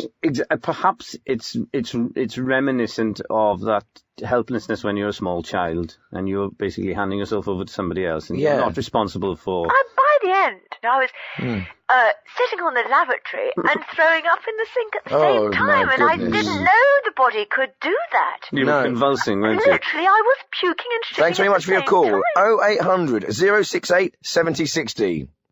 Jacob, you're down the line. Is that Radio 4? Yes. Well, have you a line to Channel 4, man? Because I'm watching JB Oliver upon the TV, the naked chef. I'm trying to make up a big sauce pot of pork and walnut. And a man go too fast. Him leave me for behind. Him scamper around the TV screen. Now I'm left. My sauce is all burned up. When my son come round tonight, man, he will lick me into a ladder, man. You need to phone Channel 4, not this is Radio 4. My son will bash my brains in if he sees his food I make for him now. You must call him, Jamie Oliver. Him go to... man him finish up to wash the plate. I'm still trying to make the basic. Right, Adam Joplin from Burnley. Hello, Adam. Hi, Gary. Sorry, just having a drink of my coffee here. I'll tell you, I feel like I've been poisoned, food poisoned. I had a mixed soup of Vindaloo last night. Right. Washed down with 6 great big bottles of Cobra. Well, that actually sounds like overindulgence rather than food poisoning. Yeah, maybe, but how do they, eat food like that all Hang on. Who are they? Well, them, the Pakistani people, the Asians. The British Asians? Well, whatever. Well, they don't eat Vindaloo all the time, obviously. I mean, you don't eat roast beef and Yorkshire pudding all the time, do you? No, last night I had a Vindaloo. Well, exactly. You wouldn't have a Sunday lunch for breakfast on, a Wednesday, would you? No. No, you'd have Golden Grahams. Bye, he's gone. Our next caller is Harry Hammond from Maidenhead. Hello, Harry. Hello, yes. I'd like to ask your guest Merlin, is it? Mervyn. Yes, I've recently been diagnosed with a food allergy where I'm not allowed to eat brassicas, pitted fruit or nuts. Yes, that's known as Gray's allergy, I believe. That's right, that's correct. Yes, and have you had drowsy tinklings connected with that? Yes, I have a lot. You get a feeling, sound in your ears like there's beetles buzzing inside your head. Right, an allergy is obviously not the same thing as food poisoning. An allergy is an autoimmune disease where your body is overreacting to something. A little like the previous caller with the Vindaloo. No, that was overindulgence. Right. So, sorry, what was your question, Henry? Well, I just wanted to say I've got this shooting pain in the heel of my foot, and I wondered if that could in any way be connected to... Absolutely no way. Food allergies are very unlikely to manifest themselves in your foot. Right, we've had lots of emails on this subject. Here's one from Elaine Clay, who says she has a severe eating disorder and it's no picnic. We've got one here from Brian Worth, who says he loves his food. And we've had one from Ahmed Hussein, who says, God is great. God is great. Okay, let's go back to the phones now. We've got Claire Wellington here from Northern Ireland, Belfast. Hello, Claire. Oh, hi, Gary. I'm a first-time caller. That's good. Thank you. I've got a question for Martin. Mervyn. Martin, my grandmother has not been very well. She's 90 years of age. She's healthy as far as I could tell, up to this point. She's got a love life. She's very unusual. She had a scan and I went to the hospital to see her and the doctors had sedated her. And the next time I went to see her, she wasn't looking so good. And they told me she'd fallen over. Yeah, and had she eaten anything bad? Well, this is the point I was going to make. It sounds like a very sad story there. I love old ladies as much as the next man. I don't want to sound callous here with regard to your relative, but my specialist field is food poisoning and not the sedation of old ladies. Right. So you can't help me then? I think it's something that you should perhaps take up with your local regional health authority. GP. Yes, possibly, but if... How serious is something before you go beyond the GP? How can I put this? You could go to a GP with a headache, but it could ultimately result in... Tumour, exactly. That's what happened to my dad. Well, that's very sad. We're not a lucky family. Again, though, I have to say I have as much sympathy for people with brain tumours as the next man. But once again, I have to point out that my field of expertise is food poisoning and not melanomas, tumours, benign or otherwise. Thanks very much for your call. Thank you. Okay, my next call is Serena O'Neill from West London. Hello, Serena. Yeah, I want to ask about food poisoning because I've always been really terrified about food poisoning. Pardon? Sorry? I've always been really terrified of dying of food poisoning because I've had this dog once that we gave some uncooked meat to, and the next day it basically threw up everywhere and it died. We had to take it down. Okay, yeah, slow down just a little bit. Yes, what's the problem? I'm basically really terrified about dying of food poisoning because I once had a dog that did. Well, that's very sad. I mean, I have as much sympathy for dogs as the next man, but basic food preparation, washing of the food and thorough cooking will destroy most bacteria. We did the summer cooking course. It was about 3 days, and the lady was a real bull. Anyway, she was really bad at teaching, so we couldn't really understand what she was on about. Anyway, we cooked it wrong, and we took it home. You can take everything home at the end of the course, which is really great. But anyway, we decided we'd give it to the dog because we didn't really like taste ourselves. But it was really uncooked. And well, there you are. You see, therein lies the problem. The food, if it hadn't been cooked properly, then it could represent a danger to anything, any beast, other than vultures or insects. Can you go to prison for killing a dog, murder dogs? I don't think you could argue that it's murder. It'd be dog slaughter would be more appropriate, I think. Dog slaughter. Can you get something on that, okay? I have no idea, but you were the principal provider of the food, even though it had been cooked by another person. So I once spoken to a lawyer before, and he said you can always get cases on anything. I mean, I once heard about this burglar who got sued. He was on the house, and he broke his leg while burgling someone's house. And he actually sued the lady. Yeah, thanks very much for your call. That's interesting. All right, my next call is from Oscar Colkins from Great Titchley. Hello, Oscar. Hello to you. Hello. I'm just ringing to say that I deliberately eat bad food because I enjoy the process of being sick. I like the colours. Well, I'd love to stay and chat some more about that, but sadly, that's all we've got time for. I'd just like to say goodbye and thank you to our special guest, Martin Kidwell. And join me, Gary Bellamy, on Down the Line again next week.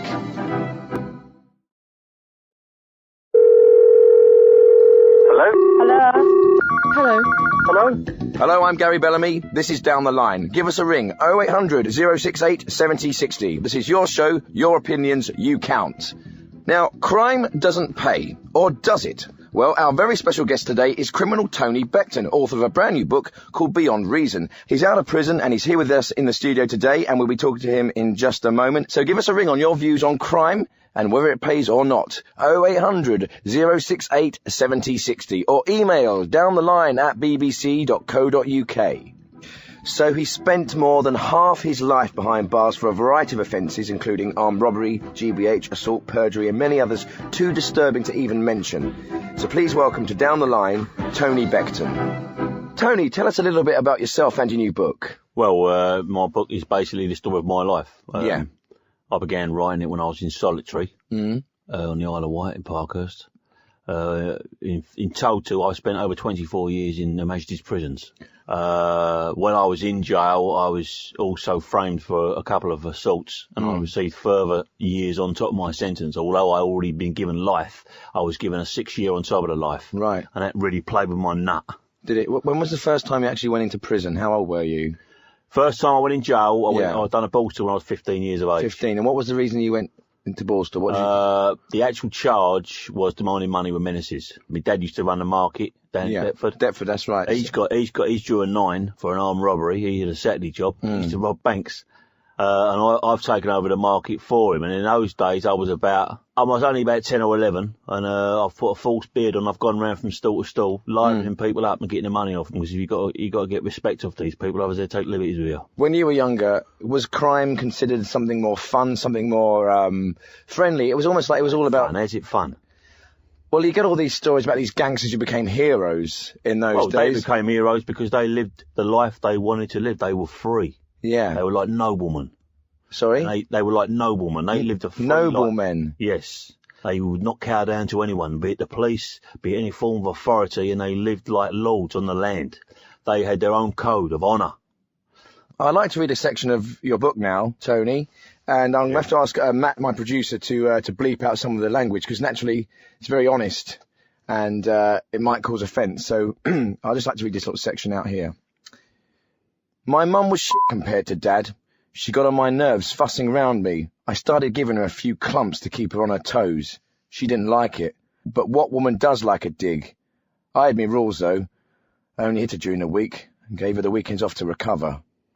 Now, that is quite shocking stuff. But what I get from this book is that it's about change. It's about someone who's done some terrible things and has realised the errors of their way. The thing is, Gary, when I hear that back now, it's like a different person. Yeah. Didn't you have your mum strangled? Yes. Yeah. There's another bit in your book here I'd like to read. Mum had to go. I got the antelope to strangle her after bingo one night. He buried her up Norfolk way on some land me uncle owned. Later on, he built a garage on top of her. I drove up there once and filled my car up with petrol. I bought a king-size Mars bar and sat on the forecourt, chewing the caramel. I started feeling upset, so I went behind the counter and chinned one of the p***s, and I said the Lord's Prayer and went home. God bless you, Mum. So, the antelope presumably was someone you'd hired to strangle your mother. The antelope was a pal of mine. And the reason he got that moniker, was in the local paper. He jumped a couple of people once down Deptford High Street. And this is a God's honest truth. One of the guys said to the reporter, and it was printed in the paper, he came at me like an antelope. And that's what the guy said. It was a man. He didn't look like one. No. He's blonde. Did you actually go to prison for strangling, get your mum strangled? No, he never got me for that. And now I've done the time, it's impossible to charge me for it. No, I wouldn't be talking about it otherwise. Why did you want to have your mother strangled? What had she done to you? I see her talking to a man in the street. My father's in the jail, and I see her talking in broad daylight to another man. And that, and the fact she was getting on my nerves anyway.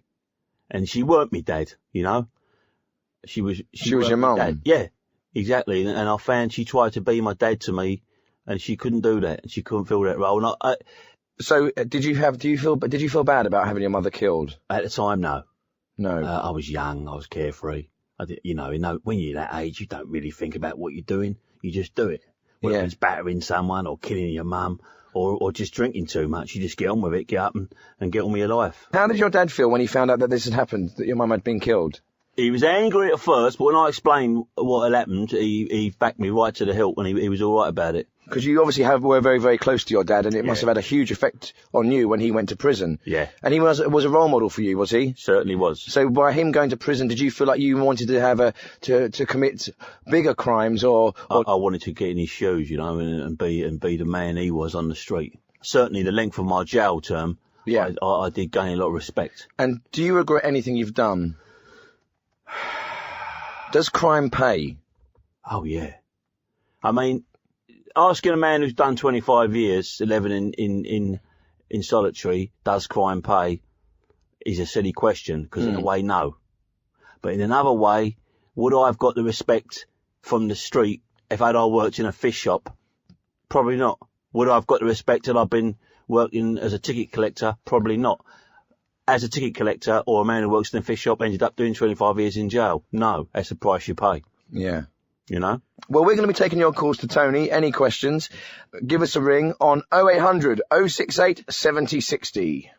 It's an amazing story, and I'm sure there'll be lots of people who want to ask you a few things. In fact, we're going to go to our first call now, and it's Tessa Swift from Hastings. Hello, Tessa. Hello. What's your question for Tony Beckton? Tony, I wondered if you have, who do you think is the best murderer? Best murderer. Best murderer. That's hard. There's been so many. I mean, Hitler. Yes. He was good at what he did, but he delegated a lot of his murders. Yes. I mean, I think murderers should be one-on-one, shouldn't it? I don't know. I've seen a lot of people get done hand to hand. They say a knife is better than a gun, because then you've got to face the man, look right in his eyes as you stick it to him, you know? Yes. How many people do you know? Shipman, he was good. Yeah. He wasn't really someone to respect. There's no He was like, honour in that, in an injection, is there? It wasn't. No. And his victims were hardly a challenge to him. Well, yes, Tony, what is an honourable killing? Aye. Hello, what's your name? Whack. Watch him go out. And a cowardly killing would be? In the back, from behind, get someone else to do it. And what about hitmen? Then it's different, isn't it? If it's a business job, someone's got to go, and you get a kiddie off the estate, or you get a Russian in, motorbike, boom, boom, boom, he's gone, then it's a different thing. But business can cloud the issue. Business can cloud the issue of murder. It's delegation. It's like you said before, it's not even the honesty of doing it for yourself. Exactly. It's nice to hear a woman who knows a lot about it. I am interested in murder. You ever killed anyone? No, no. But I'd love to. Thanks very much for your call. And who's next on down the line? It's Roy Wiley. Hello, Roy. Hi, hello there. Hello, where are you from? I'm from Wisconsin, USA. Oh, right. But I am currently domiciled in the UK. Okay. Yes, I'm a practicing murderologist. The septic tank. Pardon me? Oh, yeah, yank, septic tank, yank. Pardon me? Rhyming slang. Oh, I see, right, Cockney rhyming slang. Apples and stairs, so forth? Yep, I got it. No, it's okay. The septic tank. Think about that. That's great. Yeah, I'm a murderologist, and I'm picking up on your theme. Jack the Ripper, you know, there was a glamour, there was a violence. Right, Roy, can I just say something? Can I say one thing? Your mob, you are the kings of the murderers. Of course we are. Out there, surely it's the ultimate nothing, serial killer, Jeffrey Dahmer. Come on. The guy killed people and ate them. Come on. I know you had Dennis Nilsson. Yeah, but I'm talking about with you, the gun culture, Life is cheap where you are. Can I tell you something? You're correct. We are the most violent society on earth. You're not as violent as those countries in the Middle East where the children of 6 are waving guns in the air. I think you'll find we are. We could stomp on those people. No, they are. Man for man, if you look at the murder statistics in America, I've studied all this when I was doing the Open University, and they are bad murderers. Yeah, without doubt, I would say that Jeffrey Dahmer embodies everything that you want in a serial killer. Thanks very much for your call. Thank you very much. Bye-bye. Bye. Sounds like... He knew his stuff, didn't he, the guy? He knew he was a murderologist. Well, we'll go straight to another call now, Tony, and I've got... he's not given his real name. It's Mr. Quick. Hello there.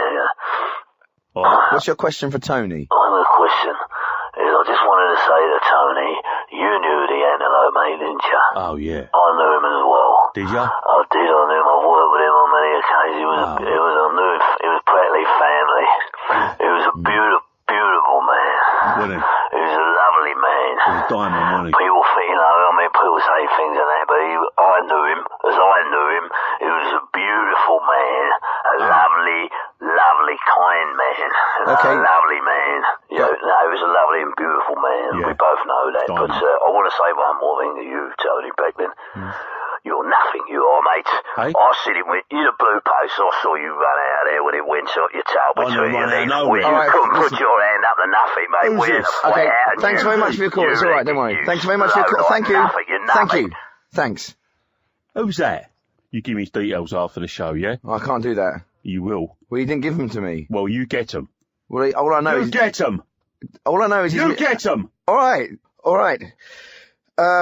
You're listening to Down the Line with me, Gary Bellamy, and my special guest, partially reformed criminal Tony Beckton. And you can call in to talk to him on 0800 068 7060 or email downtheline@bbc.co.uk. And we'll go back to the phones right now. It's Anthony Robbins from Portsmouth. Hello, what do you want to ask Tony about his book? This man is selling this book, presumably for financial profit. Well, he's publicising a book, which is out in the chart. You know, it's basically, it might as well be going into a bank and smashing somebody in the face and stealing their money at gunpoint. It's the same thing. It's making money out of crime. He's written this salacious, sensational book about his life, purely to make money, and you on Radio 4 are promoting this. You're promoting violence, you're promoting criminals. It's this terrible cult of the celebrity criminal that these people are somehow more interesting and better than the rest of us. What if John le Carré was on here talking about one of his latest books? John le Carré is not an armed robber. This man is profiting from violence, and you are promoting that on Radio 4. This is not the sort of thing. Where I want to make my money, I'll make it. I don't ask you what you do. Exactly. That's exactly the problem with British society. What do you do for how money? I want to do, how I make what. It's absolutely no concern of yours how I make my money. Why if I tell you, you'll probably come round to my house and burgle me or something and steal it off from me. I'm not letting you know anything. I can see the red mist. Yes, exactly. You tell me you've changed. You've not changed one iota. You're exactly the same. I can't have that! All right, shh. What? It's okay. Is that the red mist? What? Is that the red mist coming? Yeah, what do you want to call it? Red, black, blue? Oh, I can't have this. I'll get my parole. Are you all right? Yeah, just shut up. Just let me clear my head. Okay. Do you want? Would you like a glass of water? Shut your mouth! Right. Well, this is a controversial topic, so I suppose it's understandable that tempers might get a little heated. What's that, Matt? 4. Good idea. Emails. 7. We've got lots of emails coming in. Thank God. Got an email from PC Derek Crow from Glasgow who says that the city centre on a Friday night is like a war zone. 4. And an email from Kenneth Pardue who says he agrees with absolutely everything the last emailer said. So, Tony, before we take some more calls, I'd like to just read another section from your book to maybe get some perspective on your life. I missed me dad, though who was going to look after the market and me and Mum? I had to grow up fast. I already had some pubes and I practised talking in a deep voice like Dad, a false beard, and I was all set. Me Mum was proud as punch of her little soldier. I tore through that market like a chicken with a firework up its arse. If people give me any lip, I jumped and punched them in the bollocks. The women, well, I made do with spitting in their faces. It felt great. I was the king, and everyone else could piss off. Yeah, I was only, 10, 11 years old? But I was top man round that street for a long while after that. Do you look back at that person then and think, that's not me, that's another person? Who was that man? Do you know what? I'm ashamed of him. When I got lifed off, they lifed me off at the Old Bailey and I was really depressed. Then I got angry and the red mist came down and then I got really depressed. And then I've got really angry and I felt like a steel vice was round my brain. Yes. And I went mad. I've lobbed custard all over the screws and I threw a kettle of water all over a nonce. It was cold. What a mug I felt. I attacked the governor with a drawing pin. I tried to stab him in the centre of his forehead. It took 6 screws to pull me off and I was banged up. And down there you have a blanket, you don't have a mattress, and they turn the light on and off, hour on, hour off, hour on, hour off. Oh. And it's all hit me. Everything I've ever done. From throwing fireworks at the postman, kicking the cat, to violence, what I've done to my family. And it took me a week to come through that and feel alright. And after a week, I thought, okay, you've done that, now change. But would you call yourself a criminal anymore? Now, no. Is Tony Beckton a criminal? No. Great. Let's go back to the phones. We've had loads of calls, so sorry if you can't get through. Let's go now to Robbie in Scotland. Robbie, what's your point? All right, big man. How you doing? All right, Jock. Not so bad, mate. You know. I've loved hearing what you're saying, you know. People, well, we come from, similar background, you see. Hey. Right? Yeah. What? Most of the time, listen, I can't speak very well. Right, a far few, you know. What's your name, mate? Robbie. Robbie, where you out of, Robbie? Easterhouse. Oh, you probably know a few people I know up there. Have you been to prison, Robert? No, of course not. I've spent a lot of time inside. Yeah. What were you in prison for, Robert? I had a couple of drinks, you know, see what I'm saying, right? What were you in prison for, Robert? You know what they call me, don't you? See the road map? See that? My back, right? The scars and that, you know? What did you actually go to prison for, Robert? Tell you what, it's silly though, you know? It's all daft. It's in the past, isn't it? It's past, that's history. You gotta put that stuff behind you. Yeah, you know? I mean, I'm not that interested in just talking about crime all the time and all these bad things we've done. It'd be nice to... I'm not going to talk about sociology, Phil. No, but right, Jock, you tell him. No, but the point is, I mean, we're not here to glorify or glamorise violence. I mean, the whole point of your story, Tony, is that you've found the error of your ways and you're a changed man. And Robert, if you're just ringing up and saying how you enjoy knives and stabbings, I just don't think it's particularly constructive. Okay, we've got some more emails here. We've got... Jesus Christ. Is he still on? I've got that. That's it. Matt, I thought we got rid of him. All right. Matt. Yeah, see, man, all right. Okay, thanks very much for your call. Can you put the phone down now, please? Yeah. Yeah, okay, bye. Bye-bye. Get off my cock. Bye.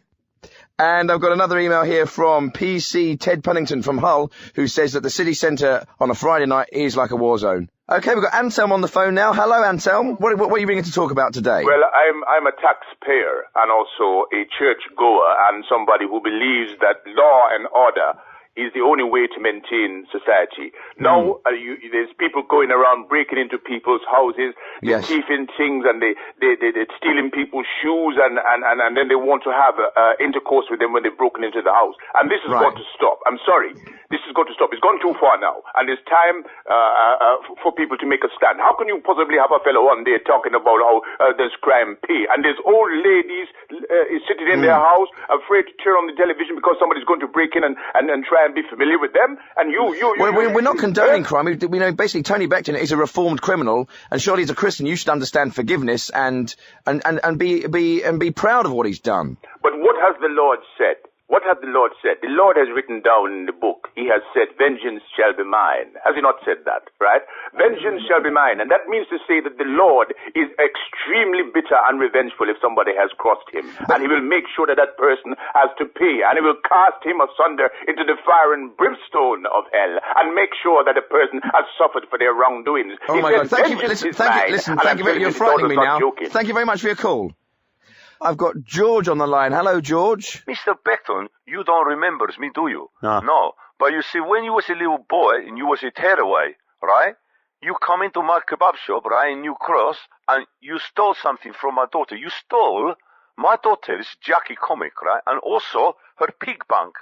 And that had all her pocket money that she had saved and scrimped to go to holidays on the Isle of Wight in Shanklin. And you shattered a poor little girl's dreams, you know? I had to comfort her. How do you feel about that? I'll tell you what, I feel terrible about that, George. I mean, I've done some bad things in my life. Arson, murder, robbery. I crushed a goldfinch's nest once when I was 8 years old out of a tree. But if I can do anything to pay back to you for what I've done, like if I give you a signed copy of the book. Well, actually, that would do very nicely, Mr. Beckton. Okay. Thanks very much. If you stay on the line, we'll get your details in a moment, George, okay? Thank you very much. Thank you. George Michael is not a poof. Right, next caller is Graham Downs. Hello, Graham. Hello, Gary. Hello, your guest there, Mr. Is it Tony? Tony Beckton. Tony Beckton. Right, yeah, Graham here. Have you got a question for him, for Tony? Well, I'm just wondering, well, don't you think really that, like, the punishment should fit the crime? How do you mean? Yeah? Well, I'm just thinking, say you're sort of like, like a young person who, like, rapes old women, right? Then the punishment should be that you should have to be, like, like an old woman should do it to you. Well, hang on a minute. I'm not sure that works. Because I think, A, you wouldn't find an old woman who would want to do that to somebody else. I know one. And B, if they've done it and they enjoy it, that won't be a punishment, will it? Oh, yeah, no. Do you see what I mean? Yeah, so, no, I never thought about that. Because they'd end up enjoying what they were doing to them. Well, do you know what I mean? The principle, though, make the punishment fit the crime. I thought maybe I didn't pick a very good example. I think you picked the wrong example. Yeah. Well, one other thing was, a lot of the trouble, of course, is the foreign boys, isn't it? The foreign boys, aren't they? No, when you're wrong, to be honest, I've met some diamonds in jail. Black, Chinese, all different colours. Yeah, exactly. No, sorry, I was out of order there. I'm out of order, I'm out of order. I'm very sorry. Thanks for your call. Got another caller on the line waiting to speak to you, Tony. It's Quintin Clifford from Stratford-upon-Avon. Hello, Quintin. Good evening, yes, hello. Hello, Clifford. Quintin, what's your question? Yes, I'm very interested in the psychology of violence and criminals. I'm given to understand your gentleman guest, Tony, is it? Tony. Talking to me? He's talking to you. Hello, Tony. Hello. Now, I gather from what's being said that you are something of a violent character. Look, let's get clear this up. I've done some things in the past. I've done my time and now I'm out. And I'm clean as a whistle. So, but in the past, in your time, you've assaulted people. You've hit people. Yes. What sort of provocations did you find, would cause you to do this damage? It depends on the person. It depends on the day. It depends what mood I'm in. Well, say it was me, and I walked up to you in the street. What might set you off? I think he's just asking you. He wants to know what would anger you. You might disrespect me. You might say something about me, missus. You might scratch me car. I don't know. Yes, what do you mean? I would say something and set you off, and you would hit me, would you? Yeah, I might kick you. Whereabouts would you hit me? I don't know. I'll give you one right in the jaw. What do you think you'd be wearing? What's he saying that for? He's having a laugh, isn't he? Would you perhaps be wearing leather gloves? Okay. No, turn him off. He's one of them. Who's the next caller, please? We've got Harriet Briggs on the line. Hello, Harriet. I can't believe it. I wrote you letters. Did you get them? I wrote you every week. I come to visit once, but they wouldn't let me in. I sent you all sorts of stuff. I sent you knickers. And are you going to be doing any signings? Because I'd quite like to come along. Yeah, I'm doing a little book signing. Whereabouts are you going to be? Where is it going to be? I'm doing Norwich. I'll go there, yeah. Harriet, can I ask you what fascinates you about the criminal mind? No, it's not criminals. It's him. What about him? He's got a lovely head of hair. Absolutely lustrous. Didn't you think? Nice for you to say so. But seriously, hang on a bit, Tony. Do you know what I mean? You should be saying to her, "Why you? I'm a bad man. There's nothing to worship about me." Yeah, but who wants to go out with someone who works down a spa when you can have someone who's had a bit of life, lived a bit? It's about rep. It is. You know it's about the glamour. Okay, well, thanks for that. But Tony, do you really think we should be encouraging the cult of the glamorous thug? I mean, really? I ain't encouraging it. Yeah, but in your time, you were a nasty piece of work. Well, you know, that's people say things. No. In your own words, you were a thoroughly evil bastard. Oi. Slow down with that. We don't speak about that now. I quote, and from later on, I was a piece of shit. What'd you say to me? Well, it's only what you said yourself. Listen to me. Don't come and sit opposite me with them headphones on, right, and speak to me like that. Radio or no radio, because I will come over there and I will break every bone in your body. Is the red mist coming on? If it did, boy, you'd know about it. they'd be picking you up in a shovel. Okay, and there's some more emails here. I've got an email from PC Malcolm Davis, who says that Exeter city centre on a Friday night is like a war zone. Tony, we've got another call for you now. We've got Janice from Cholton. Hello, Janice. Hi, Tony. Hello, how are you? I'm fine. Tony, you talked about doing time. Yeah. And forgiveness and recovery. Do you think everybody is due forgiveness? Everybody has the right to it? Well, I see it. I've done my time. I've cleared my slate, and I'm starting from scratch with a smile on my face and a kick in my walk. Do you think everyone can be forgiven? Do you think I could be forgiven? Oh, I don't know what you've done. Really bad. What have you done? Just something really bad. How bad is it? Terrible. Well, how terrible? Have you phoned the police? No, I can't. What have you done? Tony, do you think you can be forgiven whatever you've done, that you can start afresh? I don't know. It's not for me to say. It's not my job. I ain't God. I feel like him sometimes, though. This thing you've done that's really bad, yeah? Yeah. How many letters has it got? It depends. It depends. Yeah. Was there a lot of noise? Was there a weapon involved? Yeah. There was. Right. It's something anybody could Is it a gun, love? Is it a gun? Is it fire? No, it's something anyone can get hold of, she's saying. Well, you can get hold of a gun. Yeah, but anyone can, anything can be a nasty weapon. It's not a gun. It's not a gun. Right. It could be a tool. Is it a tool of some kind? It can be used. It can be used as a tool. A hammer. It ain't like a plumber's thing, is it? Like a monkey wrench. It's similar, but it's not. Janice, I don't think this is going anywhere, but thanks for your call. But look, if anyone out there has any ideas on what she might have done, and to who and what with, why not give us an email down the line at bbc.co.uk. Yeah, it's like Cluedo, isn't it? A bit, yeah. I'll tell you what, whoever sends in the best suggestion, we'll send in a signed copy of your book. How about that? Okay, let's go back to the phones. Rufus Chamberlain is on the phone. Hello, Rufus. Hello. Apropos of nothing, I'd just like to say that the British justice system is the best in the world. It's not perfect, of course. Nothing ever is. No system is 100% infallible. No. It's fallible because human beings are involved, and human beings are fallible, as we all know. Yes. I've travelled extensively. I'm in my capacity as legal secretary. Right. And I've seen justice systems throughout the world, in emerging democracies and in established democracies, and also plutocracies and aristocracies, and meritocracies. Right. And I can say unequivocally and without fear of contradiction, the British justice system is always, without shadow of a doubt, the best in the world. But one little-known thing is that British injustice is also the best in the world. I've seen injustice in many countries, and I can safely say that I would rather be the victim of British injustice than of any other sort of injustice, not least French, Italian, Afghanistan, Iraqi, Australian, wheresoever you care to put me. So really, the hub of my call is hats off to British justice, and a big rousing cheer for British injustice, too. Marvellous. Thank you very much for your call. Thank you. Bye-bye. Okay, hello, Morris from London. Hello. How you doing, alright? I'm okay, you're down the line. Oh, right, sweet. It's nice. People can hear me out there, all my brothers and sisters out there. Alright, sweet. Hello. Right, listen, I want to call and talk about crime. Okay. One thing I've got to say, right? Yeah. I've thought about this for about 1 hour. I was upstairs in the bath, right, having a bath, and I was Okay. thinking about what I wanted to say, because I don't want to make a fool of myself. No. People are listening. Of course. Crime, right, is bad if you get caught.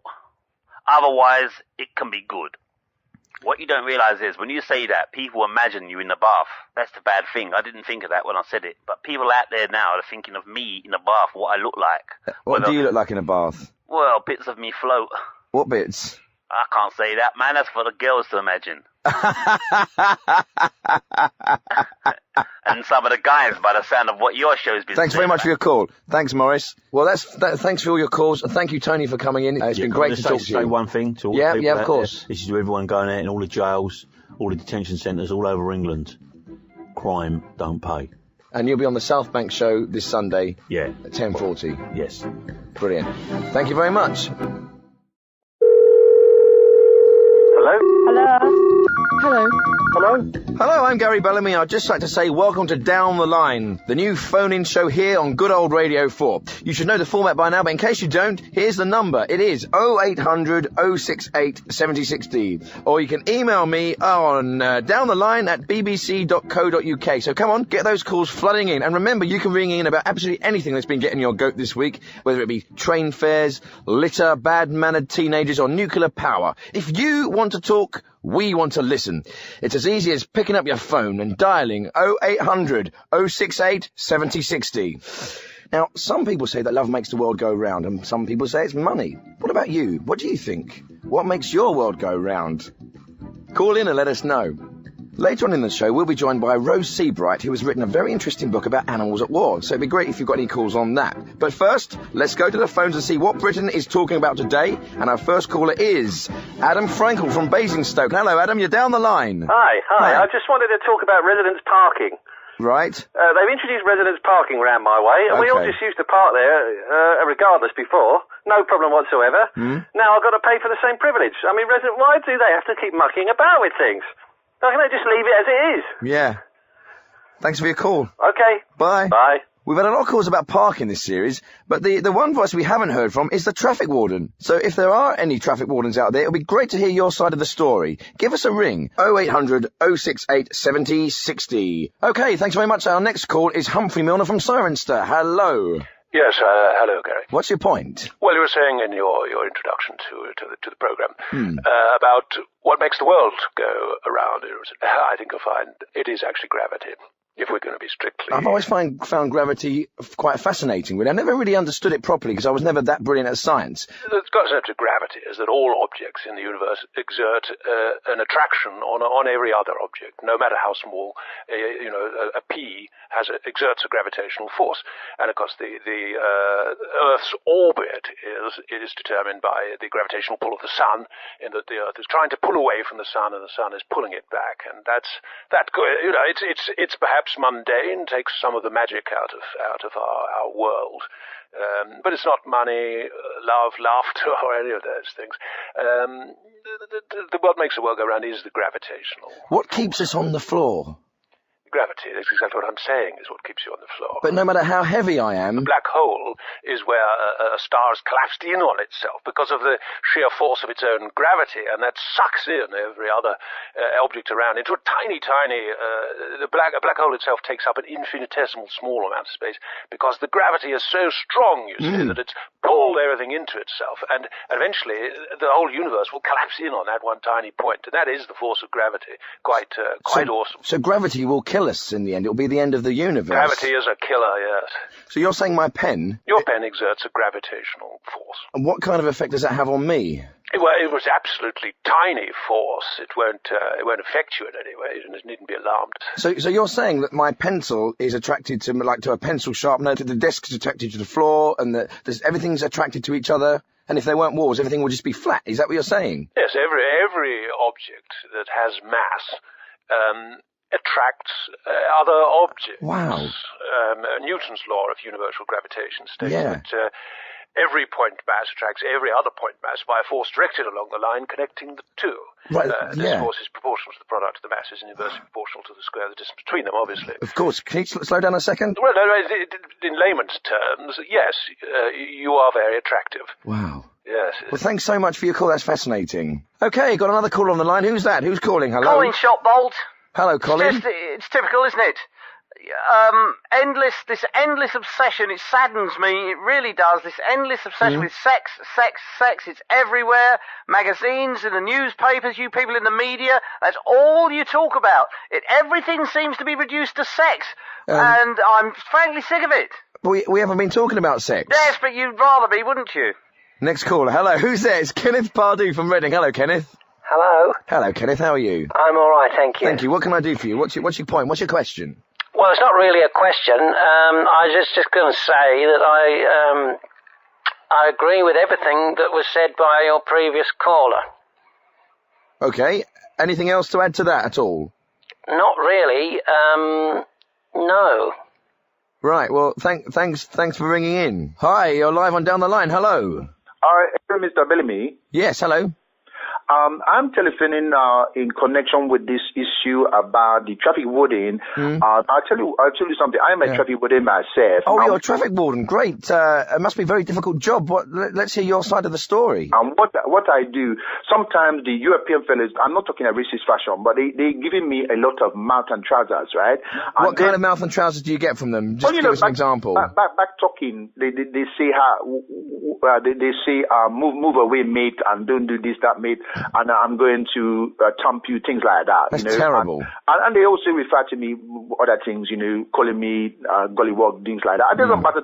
It's water off my back. But the one thing I sometimes do when I lose my temper, I've often asked these fellows to come for the bare knuckle contest outside in Sainsbury's car park. Hang on, but don't you think it's very irresponsible to have a bare knuckle fight in Sainsbury's car park? I mean, there are children and there are... The beauty about the car park is when you are there, you can make some more money because there might be some cars parked illegally there. So it's a nice area where you can go there, you can beat the monkey out of the fellow, shut up his mouth with his mouth and trousers, and then you can carry on with your day. I find, personally speaking, I think that is a good way to deal with the matter because we all need conflict and we all need some sort of a violent outlet, Because let's face it, you are driving in your car, you're walking on the street, all the time everyone is thinking, I want to kill somebody because they've done this to them. Not to say you're going to be a psycho, but you get angry and you need some outlet for it. And the marvelous way to do it is by just give the fellow a thump on the head or whatever. Nothing bad with that. Brilliant call. Thank you so much. Thank you so much for the call. Take care. Thank you. Bye-bye. Bye-bye. Our next caller is Michael Forbes from the North. What's your point, Michael? All right, how are you doing? Yeah, I just want to say I feel really randy. All the time. I feel absolutely randy. I wake up, I feel randy. Go to bed, I feel randy. Is there something that set you off that makes you go randy? Anything can make me randy. If Bolton win, I feel randy. If Bolton lose, I feel randy. Does this relate to any of the topics we're talking about today? If I watch The Bill, I feel randy. Right, if I watch EastEnders, I feel randy. I get plenty of it, mate. Don't worry about that. I've got a lovely girlfriend. She's 24. Yeah. I've seen her about a year. I love her. I do love her. She smells fantastic. But I've got myself in a right pickle because I've ended up sleeping with her sister. What? And her cousin. And then the worst of all, and this is... It gets worse. I do feel ashamed of this in a way. Another way I don't. I've slept with her mother. You slept with her mother? Yeah. I ended up giving her a right. A good seeing to you. I know what you're going to say, and we don't want that kind of language on Radio 4. Thanks very, very much for your call. Next call is Pat Gaffney from Tintagel in Cornwall. Hello, Pat. Hello there, Gary. Hello. What are you ringing about? You were saying what makes the world go round? Is it love or is it money? Yeah. And some fella was saying he thought it was gravity. Well, it's none of those things.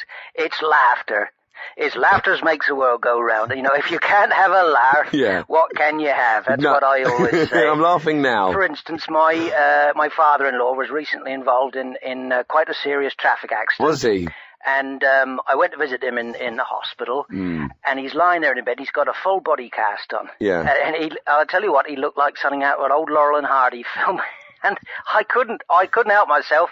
It was comical, and I started to laugh, and it lifted everyone's spirits. It kind of lightened the situation. Yeah. So he had his birthday recently. Did he? And we went round there for a little do at the hospital to cheer him up and that. And, we didn't want him to look wrong in the photos. He can't open his eyes because he's still in a coma. So I brought along, those glasses that have pictures of eyes on them instead of a lens? Yeah. Well, we put a pair of them on him. He looked comical.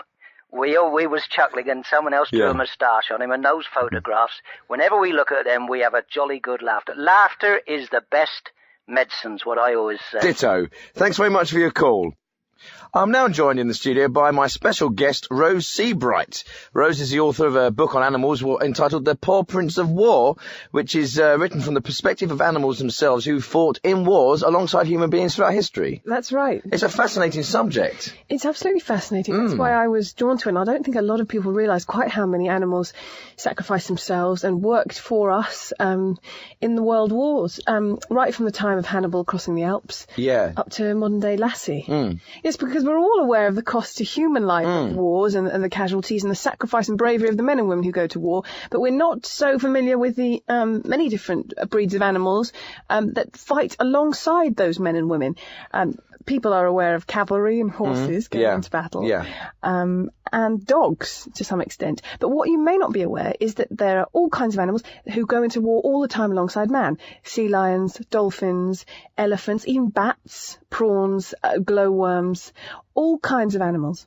You were saying about glowworms. How were they used in the First World War? They would keep them in a box and they would bring them out because they had a lot of heavy equipment. Glowworms very light, very small, so you could keep them in a pouch and then bring them out in glasses, and they would guide people behind enemy lines. And then, of course, you could throw them away at the end or eat them. And then, these bats here, that's interesting, that these bats were used in Japan, I believe. It was called Project X-Ray. It was during World War II. It was an attempt to attack Japan with bats carrying tiny satchels bearing incendiary devices. So they were effectively suicide bat bombers. And these bats were sent from America to Japan. To Japan? Yes. And did they succeed? No, the plan backfired.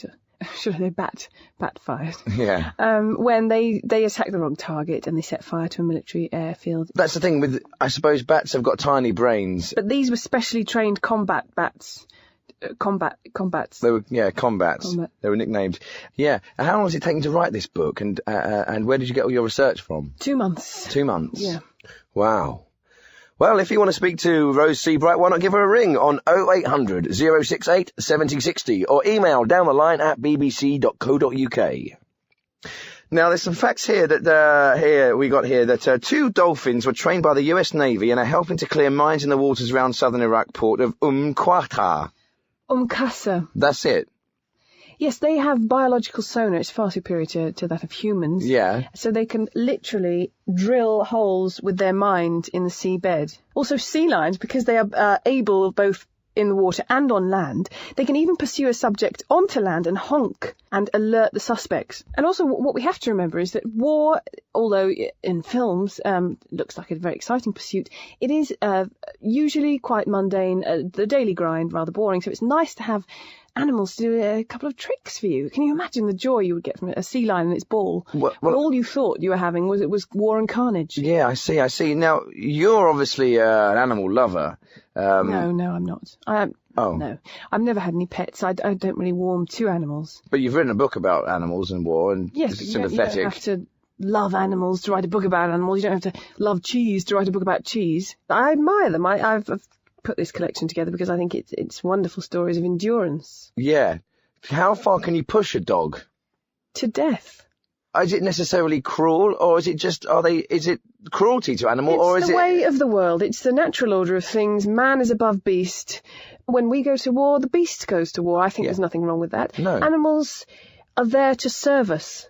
We eat them, we use them, we kill them at whim. Okay, we're talking to Rose Seabright about her book, The Paw Prince of War, and I'm sure you have a lot to say about that, so why don't you email me on downtheline@bbc.co.uk or call on 0800 068 7060. Okay, I've got a call now from Samantha Caxton from Ewell. Ewell, hello. Hello. I just am phoning about the animal thing. I just feel so sorry for them. Yeah. They don't want to go to war. They haven't got a vote. They're helpless. I just feel really sorry for them. Well, I would actually argue that animals love to work. If you look at sniffer dogs, border collies, the farms, they love to work. No, I don't think it's right. I feel really sorry for them. Well, you could say that these animals, if they weren't sent to war, they could possibly be made into glue or We don't know what glue. They want, though, do we? Animals are turned into glue. Animals love to work. They've got a very strong work ethic. You can see it in their eyes. I think it's wrong. Really, really awful. I feel really sorry for them. Thank you very much for your call. My next call is John Watson. Hello, John. Where are you from? Gary, I'm from Merseyside. Oh, hello. Yeah, listen, man. I'm a socialist, like. When I hear about people going to war, I'm only interested in animals. It's people who die, you know. That's what I'm saying. I'm sorry I'm eating the sweet here. But what I'm saying is, never mind all this animal stuff. Stop. The people going to war, stop it. Never mind about the animals. No. Think about the people first, all right? Yeah, I know that, but sending boys to war is a kind of a serious issue. We're having a little bit of fun with animals going to war. Okay, we've got a phone call from, it's Pat St. John from Welling Garden City. Yes, I'm sitting here listening to the radio and I am in tears. The tears are literally streaming down my face. Floods of tears. I just feel so sorry for these animals. And you say that they deserve it or they want to go to war. They don't. These are just animals. And what was it St. Francis said about the animals? What did he say about them? I can't remember. I was hoping you might know. I believe he said send not the dog or To cock war. forth to war. Something like that. Something along those lines, and I can't tell you how sorry I'm feeling for this. Have you ever been to a dog fight or a cock fight? We're not put upon this earth to cause pain and suffering and misery, but there's so much in the world of these poor animals. I feel so sorry for them. But what about all the people that died? I mean, you're obviously from the war generation, and you could say that some of these animals died for their country. You're alive today. You're not speaking German because the dogs were killed. Pat? Pat? Hello, Pat? She's gone. Okay. We've got a phone call now from Joan Welsh, and she's from Darlington. Hello. Joan. Hello. Hello. Hello. I felt that I needed to call in just because I do feel that the animals were coerced into going to war. I don't feel that they chose to do it. In fact, me and my friends, we come down once a year to London. We come to see the shows. Yeah. We go and see something royal, like the Diana Fountain or the... Oh, yeah. And in fact, we went to the Animal War Memorial, and I really felt so strongly about it when I saw it and saw all those poor... that I felt I had to write, and I'm not normally a poet. No. But actually, I got back and I just sat down, and the words just... that's fascinating. Okay, well, let's... what do you normally do for a living out of interest? I'm a dinner lady. Oh, how lovely. So let's hear your lovely poem, shall we? Well, it's not very lovely, actually, because it's... Of course, it's sad. I'll tell you what, I'll read it, and then we'll see. Okay, we'll see if it's lovely or sad. It's called The Animal War Memorial. Our Brit animals' wartime toil was recognised by the Princess Royal, a statue tall in the West End, built to honour man's best friend. Oh yes, I speak of our animal brothers, man's best friend and several others. Cats and birds and many more, horse and mule, they went to war. Starved and scared and blown apart, brave and strong like Bonaparte. Fought with us throughout the war, hand in hand, no, hand in paw. Jilly Cooper had it right when she said their valiant fight should be recognised today. They were not receiving pay, and they could not make a choice, as we know they have no voice. Glowworms shine so bright, but they might not want to light the way. Pigeons did not go to class to detect poison gas. When we hear a donkey braying, it would really not be saying, I would like to go to war, I will fight them on the shore. So I stand by this erection, penning words upon reflection, lest one of us again forgets, they're not soldiers, they're our pets. That was brilliant. Very good.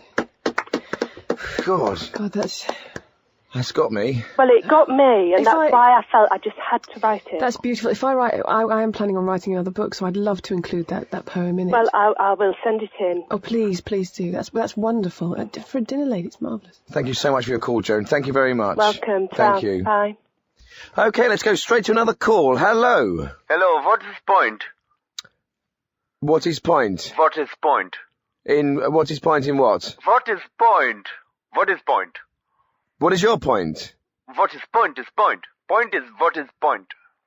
Okay, now we're talking about animals and war and animals, and I've got a caller here, Serena O'Neill from West London. Hello, Serena. Hi. Yeah, I've heard. I was just listening to how you're talking about animals going to war, and I don't think it's really fair that you should send innocent animals into war. I mean, they've never done anything against us, and they just sit there and do their thing and get on with it. And actually, come to think of it, they don't really have much of a brain. As I did once have a pet bird that did actually repeat anything you said, so it did have a bit of a brain. But beyond that, I don't think we can actually have any use for animals in war. So what was that?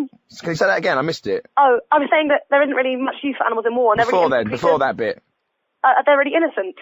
No, the bit before that. Well, I don't really know. I was kind of off on a bit of a trail there, sorry. Yeah, no, I said that they're really innocent, but I did have a bird who was quite clever. What kind of bird did you have? It's an African gay parrot, and basically when you say its name to it, it can recite it back, which was really funny, because when I was younger, we used to be in the garden calling. My mum would call us in for tea, and the parrot would kind of repeat her. So we get really confused, we didn't know which one to call for. And, it imitates the telephone really, really well, so you're really confused. You're sitting in the house, and suddenly the telephone goes off, and you go and pick up the telephone, but actually it's only the bird, because no one on the other end of the phone, and then you look really silly, and then it answers back to you like, hello, this is Bucky Boy, and it's actually the parrot, so it's quite good fun. Would you send your gay parrot to war? Well, I don't think I would. But then again, I do. Thanks very much for your call, Serena. Some interesting stuff there. And I'm going to go to my next caller now, and it's Graham Downs. Hello, Graham. Hello, Gary. Gary, how are you? I'm well, how are you? Yeah, I'm not too bad, Gary, no. I just think it's just ringing about with the, talking about the animals. There's, they're innocent, aren't they? The animals, Yeah. And the dogs, the dog, is the man's best friend, isn't it, the dog? Yeah, that's why he's prepared to fight for him. Yeah, I know, but we don't, don't wage war, animals don't wage war. Oh, they do. Have you ever seen a cat go after a mouse? I mean, the law of the jungle. We're just harnessing that natural law of the jungle and sending animals out with bombs on their backs and guns in their muzzles and saying, get on with it. Well, I don't know about that. You seem like quite a cold lady to me, because them animals are not asking to be in the conflict, are they? The animals, they don't cause no problems, do they? It's the people that cause a war. It's people, though, isn't it?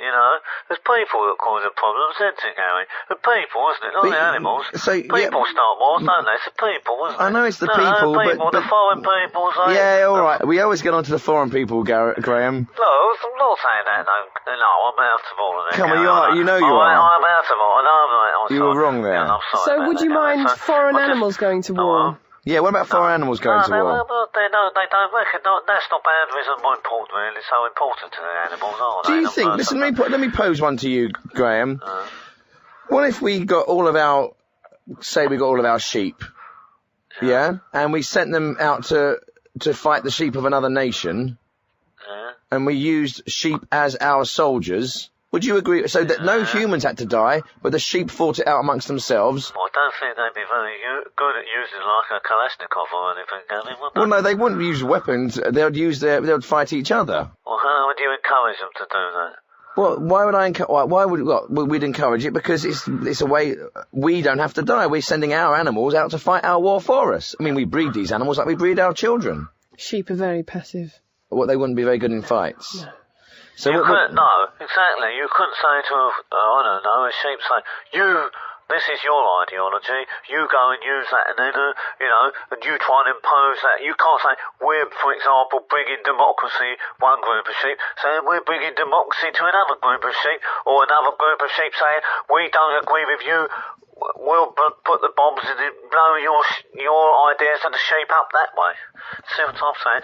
The animals aren't the problem, the people. But dog to the man, but I've got a dog, it brings me a lot of pleasure, not as much as a wife would if I could get married. Thanks, Graham. Good luck with that. And I've had some emails come through. I'll just remind you of the email address, downtheline@bbc.co.uk. Okay, we've had a lot of emails on this topic, and it's pretty much split 50-50 down gender lines, with women saying that they feel sorry for the animals, and men saying, let's not get too teary-eyed about a few dogs and horses. It's men that die in war. Okay, let's go to the phones. Gail Ackworth, and you're from Merseyside, yes? That's right, yeah. Hello, Gail. I'm a socialist. The number is 0800 068 76D. And we're going to another call now, and it's Jacob. Hello, Jacob. Hello, me on 2 goose. Pardon? I own 2 gooses. You own 2 geese? Well, man, whatever, me own 2 goose. And they live with me in the house. One is a guard dog, and one is my companion. Isn't it true that geese... Listen, my geese is like a wild dog. He ain't an intruder upon the land. I'm hung up from the beak and run toward him at the peck at Yankal. Man run, come gone. Yeah. So you think that we are entitled... Well, I must say this to the woman. I'll talk about the animal in war. Man have dominion over the creature. The I agree, yeah. Me must have control over all the animal. The scaly creature come from the sea and crawl upon the land, and them look one eye and wink up at the sun, them crawl back. Yeah. And if he meant but war, if I'm war in a fighting man, he must use the sheep and use the snake and use the rabbit. Some animal are good fighters. What animals do you think are good fighters? Rottweiler. What else? The big bird with the beak. An emu. Are they good fighters? They peck your eyes up, man. And they lash you with them claws. If you were in war and you had one of those coming at you, what would you do? Would you turn and run? Would you give up? Would you put your weapons down? I must say I love another fighter. Beautiful. Thanks very much for your call.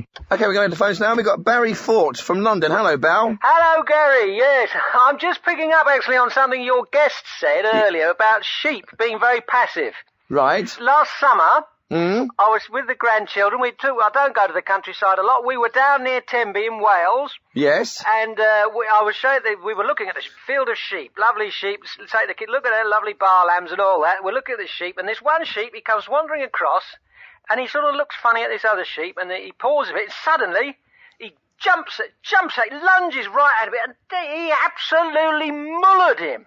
This other sheep, it was carnage. You should have seen it. It was, I couldn't believe it. They was going at him. It was like a pub brawl. Were they male sheep? Was it a ram or was it a... Well, it didn't have any horns, no. So they were female. Bitch fight. Well, that's these two sheep. You should have seen them. There was fur flying everywhere. So wool was flying everywhere. Fur and wool, yeah, and so I'm all for it. Let's send the sheep off to war. I'd send this sheep. We'd absolutely muller the foreign sheep. I'll tell you, because you see the sheep.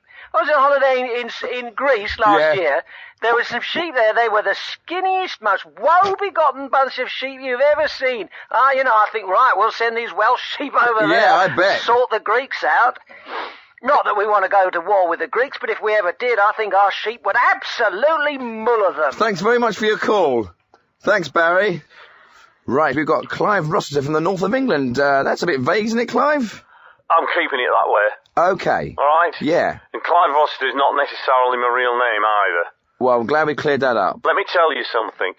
You mentioned earlier, you and the lady, one group of sheep against another group of sheep. Yeah? Yes. Right? Yeah? Well, let me tell you something, right? I could get a van, right? I could pack that van with explosives. I could drive it right into the middle of the theatre of war, the sheep theatre, and kaboom! And that would be the end of that. Why would you want... I'm just telling you I could. I come from a military background. I'm not mucking about here. They wouldn't last 5 minutes in a combat situation.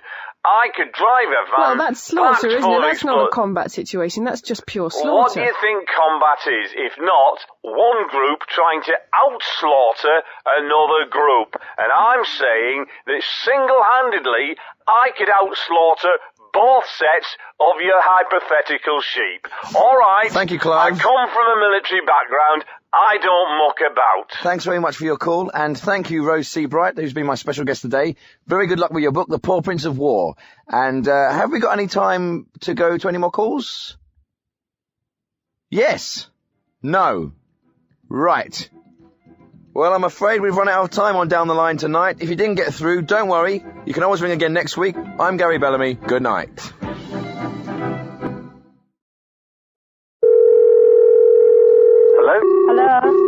Hello. Hello, I'm Gary Bellamy, and I'd like to say welcome to Down the Line, the first ever all-phoning talk show on Radio 4.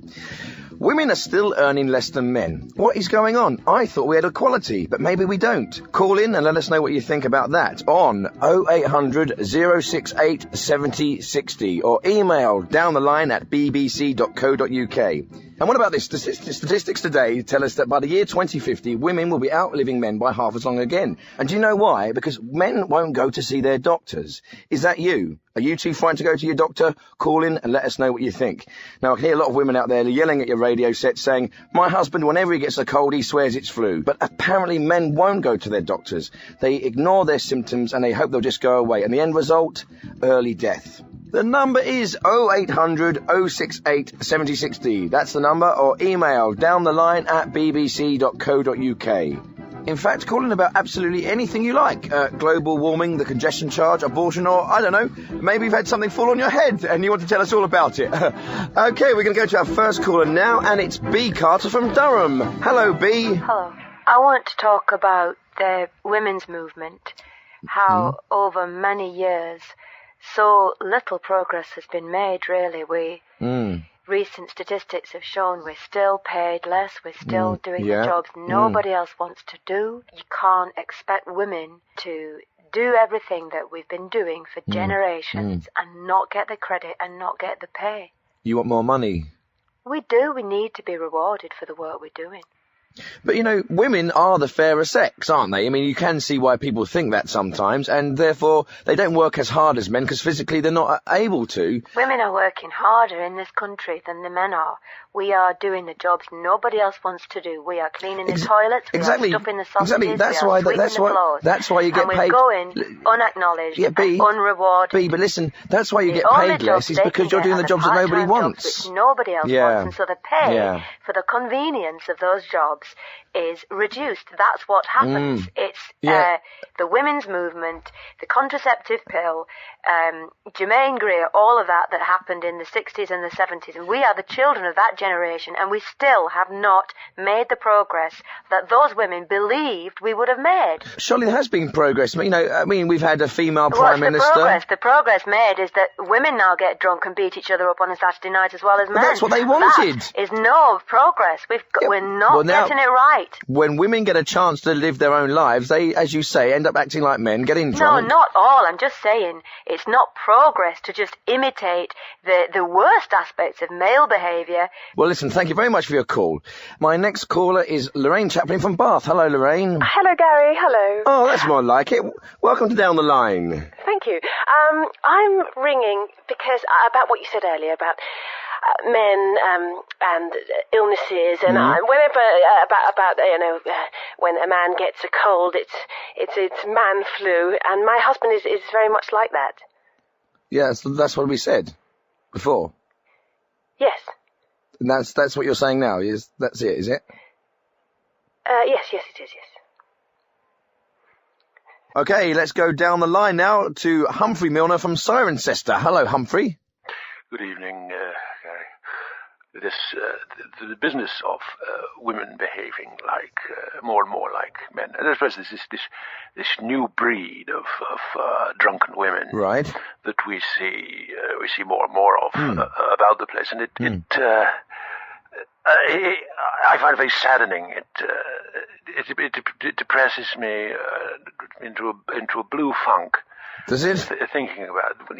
You never used to see women like this new breed of drunken women. I'm not saying that women haven't always enjoyed a drink.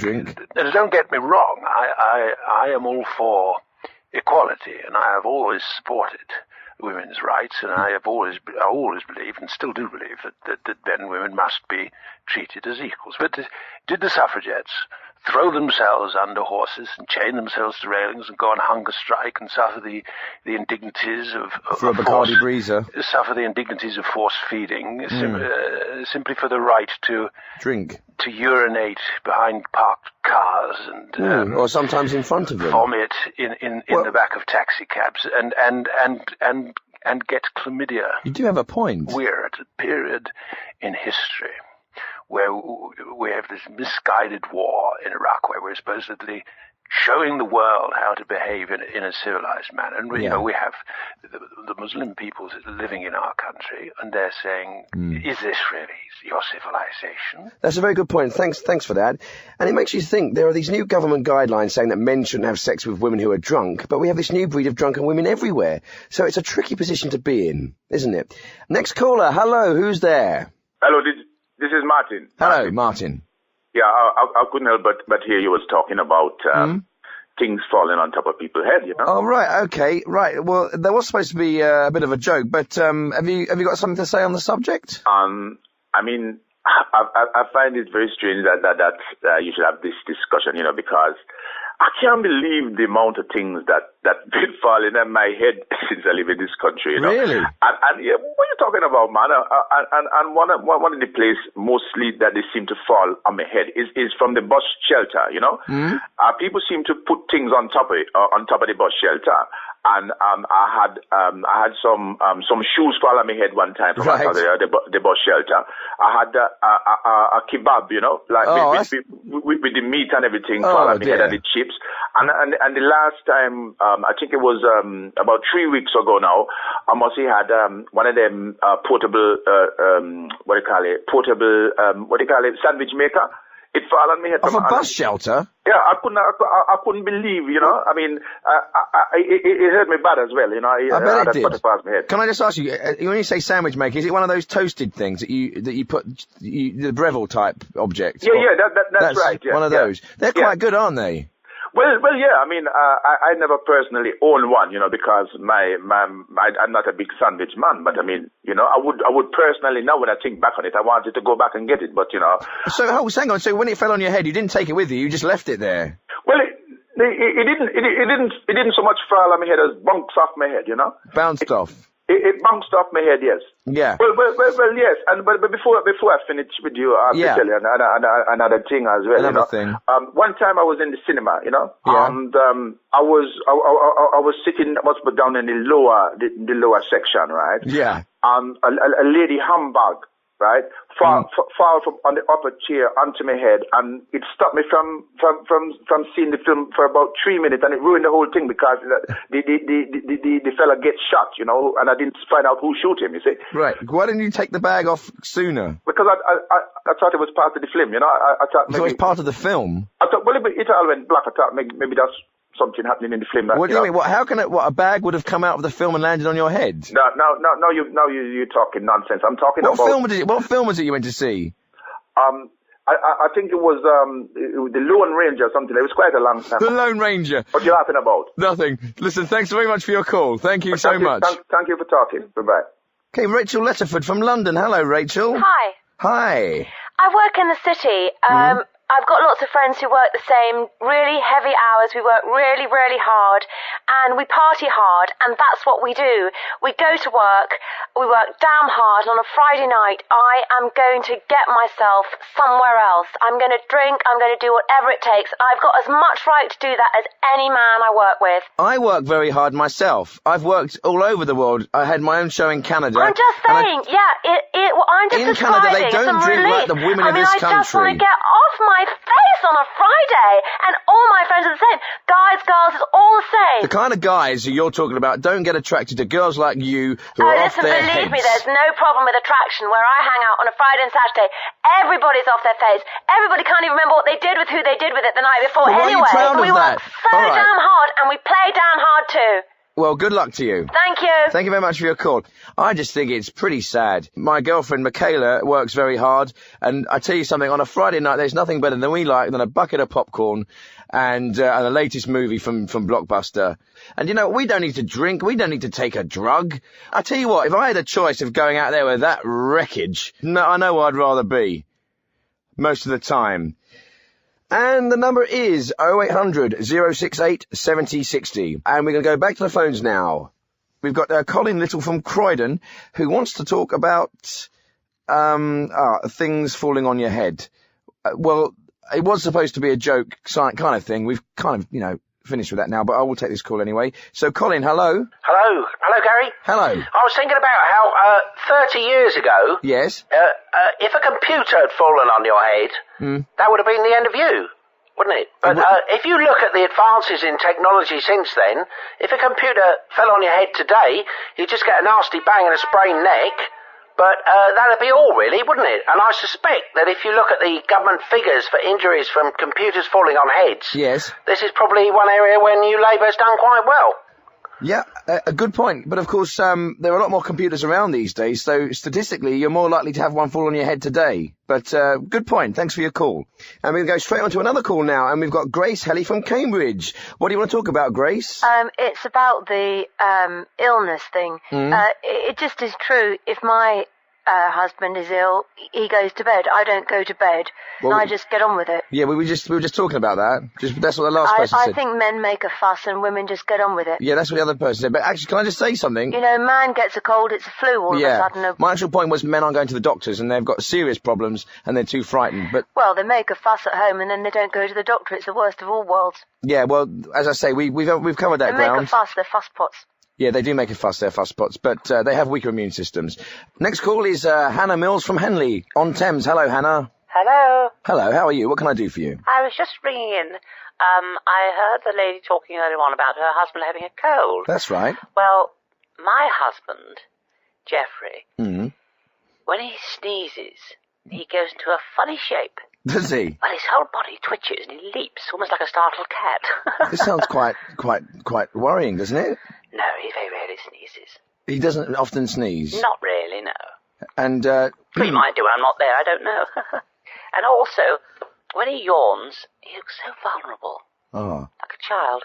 And I think men do suffer from colds and flu, and I believe they feel it more than women, because we endure. Okay, my next caller is William Pennyman from Fairfield. Hello? What point I'd like to make, were you talking about the difference with men and women? That men don't go to the doctors and that you're saying that women do. That women men do don't go. Look after That's themselves. right, yeah. What about gender benders? Gender benders? You know, the gay persuasions. Right. Do you know, So you're saying, did the gay men go to homosexuals, go to the doctors more often than heterosexual men? No. Right, well, what are you trying to say, William? I'm questioning. Yeah. I'm putting a question to you and your listeners that are gay persuasions, do they go to the doctors more? That's all. Is it, how much of it is a mental thing or a physical thing or a genetic thing of how you're born? Yeah, but does that determine? It's not an illness, is it? What? You're implying that gay people go to the hospital I'm or not doctors. saying that check up, that, can they cure their gayness or something? I'm simply saying it's an interesting point on how difference between men and women are, that the gay persuasions might be more like a woman. Gay persuasions. They may be somewhere halfway between. But that's a ludicrous thing to even think, isn't it? Why? Why? Because why would someone who was gay go to the doctor? Why would you even think that someone who was gay would go to the doctors more simply because they're they less were manly. They're more like a woman in how they are, so they maybe look after themselves better. You can't say they that. care more about how they... Well, what are you saying? Are you seriously trying to tell me that a gay man is not more effeminate than a heterosexual man? You get for goodness sake, they have sex with men, for goodness sake. Yes, but you also get very, very heterosexual homosexuals. Well, no, those are heterosexuals. No, listen, my brother is gay. I'm sorry to hear that. And you would never know it. Well, you probably would if he put his hand down your throat. Thanks very much for your call. Goodbye. And the number is 0800 068 7060. And it'd be good if we could hear from some gay callers to respond to that. In fact, we have a special gay number which you can find on our website. Next caller is Brenda Singleton from Harrogate. Hello, Brenda. Hello. What's your point? Well, I was listening to the lady who was on earlier, and the older ladies. Well, men, and then they're moaning, they're groaning, the mumbles and the grumbles. They're terrible, aren't they? My husband was exactly the same. All men are the same, aren't they? When they get ill. That's right. Every little thing. Yes, the world stops, doesn't it, Gary? I know. And whereas if I've got a cold, I just carry on. I carry on. Well, I'm a bit like that. Yes, I'm sure you are. You're young, aren't you? Yeah, young. well, But my husband, a bit of a sniffle. Oh, dear. Oh, God, here he goes. Oh, he can't go to work. He can't go out. Laying in bed all day. Well, anyway, so he's moaning. Yeah. Oh, my lungs hurt. So annoying, isn't it? Out, he had pleurisy, and he passed on. Ooh, what a sad call. Okay, down the line now we have Miles Peck from Belfast. Hello, Miles. Hey, Gary, Yeah. see these guidelines about never having sex with a drunken woman? Yes. I'd never have sex at all. So you've never had sex with a sober woman? Thinking about it, I'm sure they all would have had at least one drink, maybe a couple of glasses of wine. Well, what about first thing in the morning? Even then, they'd probably be slightly hungover and a wee bit drowsy, not quite sure what's going on. Right, well, thanks very much. Thanks for your call, Miles. Thanks. Thank you. Actually, come to think of it, I don't think I've ever had sex with a emails. I've got an email here from PC Kevin McBride from Merseyside, who says Friday night is like a war zone in his town centre because of this new breed of drunken women on the rampage. And I've got another one here from PC Ali Meaton from Bradford, who says God is great. Hello, you're live on Down the Line with Gary Bellamy. Hello. Hello, Gary. Listen, Yeah. I've got some comment to make about the women who are out of control with the drinking. Yes. Now, what is required, I mean, it's obvious to me that they must be put under house arrest. You know that? Put a woman under house arrest and they can appreciate the full importance of their domestic duties. The problem is because they have been allowed to roam freely, going out on their own and going to cinema, nightclub and this sort of thing. And that is why the problem has started. It's a cancer in society today. And we need to put a stop to it. I know you're going to get all the women phoning up, talking about hang on. How can you lock up women? No, I'm talking common sense. You're not talking common sense. You're not talking common sense. Can I tell you something? I am personally ashamed. I'm walking on the street. I see women throwing up in the street. Some of them, their garments are showing, my friend. Their undergarments are showing on display. Sorry, they're what? They're undergarments. They're pantyhose or whatever you call it. Isn't that a more disgraceful situation than to lock them up and bring in... Listen, how has anything ever been achieved in the world without making sacrifices? Answer me that question. Yeah, okay, I understand that, but locking women up is more than a sacrifice. You keep going back to this locking up. If you are a man at all, rather than some little kitten being pussy whipped or whatever they call it, what? You will make the rules in your house. Because the man is the man and the woman is the woman. So you can say to her as the man, and that's got your responsibility. I'm sure there'll be women really loving you for saying that. Listen to me. There are women out there, they're saying, do you know what? He's so right. A bit of a dinosaur there. I'm sorry about that. I let him stay on a bit longer because he was black, and we don't get very many black callers here on Radio 4. But I'd just like to say I'm sure he's not representative of the black community in general. I know some black people, and they really are very nice. Okay, back to the phones now, and we've got Neil Furness from Kent. Hello, Gary. Hello. Hello, yeah, I'm bald as a coot, Gary. Right. Yeah, a total slaphead. And the other day I woke up and there were bumps and lumps and bruises all over my head. And I have no idea to this day what caused them. Thanks for your call. Thank you, bye. Hello, you're live on Down the Line with Gary Bellamy. Hello. Hello, I want to talk about things falling on your head. Okay. From the age of 12 to 27, 15-year period, I had quite a few things fall on my head. Like what? This included a pip, a lady's glove, some snow, a branch, and a boiling egg. Thanks very much for your call. It's all right, bye. Hello. What's your point? Hello? I'm telephoning about young women drinking. Young women drinking, yes. I do think the way young women are drinking to excess is dreadful. The behaviour and the ugliness is awful. Yes, it is. It is ugly. And I say this as a believer in drink. I think... What's a believer in drink? Well, I think life is depressing and difficult and lonely. And I think drink improves matters. Does it? When I was younger, I used to wait until 6 o'clock in the evening to have a drink. Now I start much earlier. Right, how early exactly do you start? I have my first drink at about 10 o'clock in the morning. Right. And I drink throughout the day, but only ever in small amounts. If you met me, you would never consider me drunk. No, okay. Equally, for my part, I get through life without ever having to do so entirely sober. So my advice to these girls would be don't drink so much all at once. Okay, that's brilliant advice. I do think that you should stop drinking, though. You were saying how you recommended it, that it made you feel better. It doesn't make everyone feel better. It is actually a depressant. It's a drug and it's a depressant, and I wouldn't encourage people at home to drink too excessively every day. And my next call is coming down the line from South Yorkshire. Hello. Something I want to talk to you about this new breed of drunken women. Right, I'm a police officer. Yes. Yeah? So you must see a lot of it. I see untold amounts. What goes on, Gary, beggars belief. Yeah, I bet it does. I work in Sheffield city centre of a Friday and a Saturday evening. It's beyond the pale. You wouldn't believe it, man.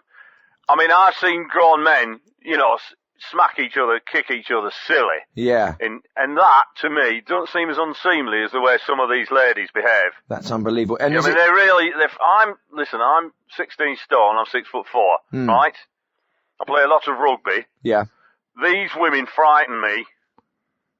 They frighten me, they really do. Are they fearless under the influence of drink? Is that what it is? I think it's that, but I could teach them a lesson.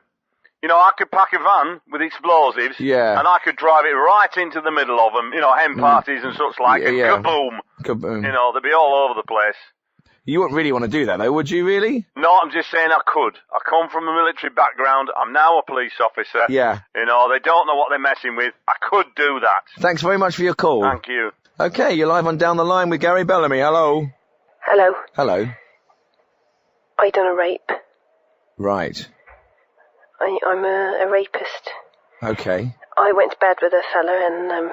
You're a woman rapist? Yeah, that's right, I'm a female rapist. Oh, how refreshing. Is it? Normally, you don't assume that with a woman, that a woman would be one of those. Well, I didn't know either, but then I heard about these new guidelines and how you need to get consent and that, and then, so... he didn't speak to me before, he didn't speak to me during, he didn't speak to me after, so as far as I'm concerned, he never gave his consent to me, and I could be dragged up in front of the courts. Well, I think you'll find, as a male, he probably had given his consent, but, just not verbally. Oh, that is a relief, that is. Yeah, I think you're okay. Oh, thank God for that. I'm really glad I called. I was going to call the Samaritans or you don't need to instead, record. but Hey, you're down the line. You're down the line, love. I'm off the hook as well. Yep, you're down the line and off the hook. Okay, let's see who's coming down the line next. Yeah, hello, Gary. I'm a fitter. A fitter? Yeah, I work in the building trade. God, you must have had a lot of things falling on your head then. No, nothing. Not a thing. Never. Not once. We're talking about things that have fallen on your head, not things that almost fell on your head or never fell on your head. No, I understand that, yeah. If this was a phone-in about... Listen, if I'd said to you and to all the listeners, do you know what we're going to talk about today? We're going to talk about things that haven't fallen on your head. Well, I'm changing, I'm moving the topic on. I move the topic on, you don't. Thanks for your call. Okay, next caller is Pascal? Pascal. Where are you from? From France. Yeah. What's your question? It's not really a question. I'm just speaking about health. My sister, she breaks her ankle in London, near Trafalgar Square, and it is swelled up. We take her back to the hospital in South East London, and she's taken into a room by two male nurses. They attack her. They attack her. What with? Their fists, and they drink near her, very drunk, next to her. They write on her face with felt pen. Make all shapes. Hang on, are you sure? But if they're having an operation, sometimes they have to draw these things on with those special pens. Have you seen the plastic surgery things? They draw a picture of a cow on her arm. Well, heaven knows what was going on there, Pascal. My next caller is Martin Hull. Hello. Yeah, my point is, they're saying about you can't have sex with drunk women, right? If this was the 70s, no one would give a monkeys about that, right? Because we used to go out, you'd have a few drinks, you'd pull a bird, you know what I mean? You'd have a little bit of nookie with her, right? Yeah. The next day you wouldn't wake up, oh no, what have I done? Oh, rape, no one give a monkeys about rape. I'm sorry, that's not acceptable. People might have trivialised rape in the 70s, but we don't do that today. We've got Zoe Thorpe from Tottenham. Hello, Zoe. All right, yeah. Whoa, hey, go on. Loud and proud. Gary Bellamy. So you're one of these new breeds of drunken women? God, yeah. Do you get drunk a lot? Yeah, I'll get drunk every night. What's wrong with it? I earn my money, I spend my money, I buy my drink, I drink my drink. How much do you drink? I slashed in the shop. It's talking about slashing, slashing on the streets. Let the streets run with slash. All right, listen, can you watch your language? Do you know what happened, yeah? I was so drunk. I was on the toilet, and I had my tights, I was wearing tights, and I vomited in my knickers, acted like but listen, a hang on, come out. But look, don't you... I was lucky I was wearing them, yeah. Then I came out of the toilet, and my mate was like, why are you wearing knickers before, like, with tights and that? And I was like, yeah, I was, you'd never believe it, I'd done a chanda in them, I've had to put them in the bin. But listen... And then we had a few more drinks, and it was really good. But are you call me Sticky Knickers. Are you proud of your... Sticky Knickers, it's funny, innit? Are you proud of your behaviour? Yeah, well, I don't even think. What do you mean proud? Well, What's proud? I got my mates who talk to me. What would your parents think of you? I don't matter. I'm like a gang, yeah? It's like sisters who go out there. If some old fart don't like it, then you can just get off. I'm not doing him any harm. It's just in the way. Well, do you know what? It's been great to have your call. Thank you very much. I don't need to burn a bra because I wear a wet t-shirt and it wouldn't take the match. Yeah. All right, thanks for your call. All right, bye. Right, I've got Dr. James Blunt from Gosforth. Surely that's not your real name. No, Gary, it's not my real name, but I think it's better I just keep that to myself for the time being, like. Okay. I didn't want to get struck off.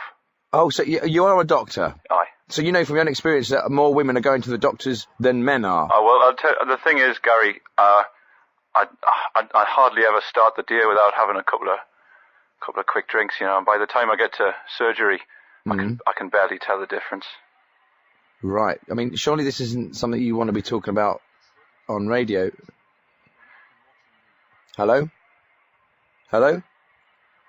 He didn't want to talk about it. Okay, Gordon Rust. I'm phoning up. I had something narrowly missed my head. Right. And I came out the optician. I walked out. I'm standing at the standing on the edge bus of stop? the bus stop. That's right. Right. And suddenly, out the corner of my eye, I thought, Jesus, wept. Yeah. I looked around and there was nothing there. And for a very short period of time, I thought something had just whizzed by, and I suddenly realised it was actually the arm of my glasses. Right, we're actually talking about things that actually have hit people on the head, not things that nearly did or narrowly missed. Point is that if you believe in the, what's that bloke in the wheelchair who can't... Eddie Kidd.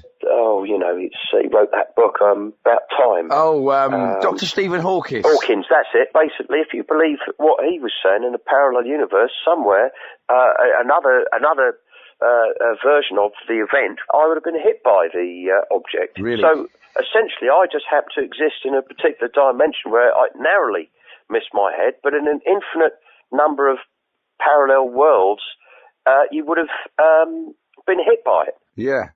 Fascinating. Well, thanks very much for your call, Gordon. Right, I've got another doctor on the phone. It's a Dr.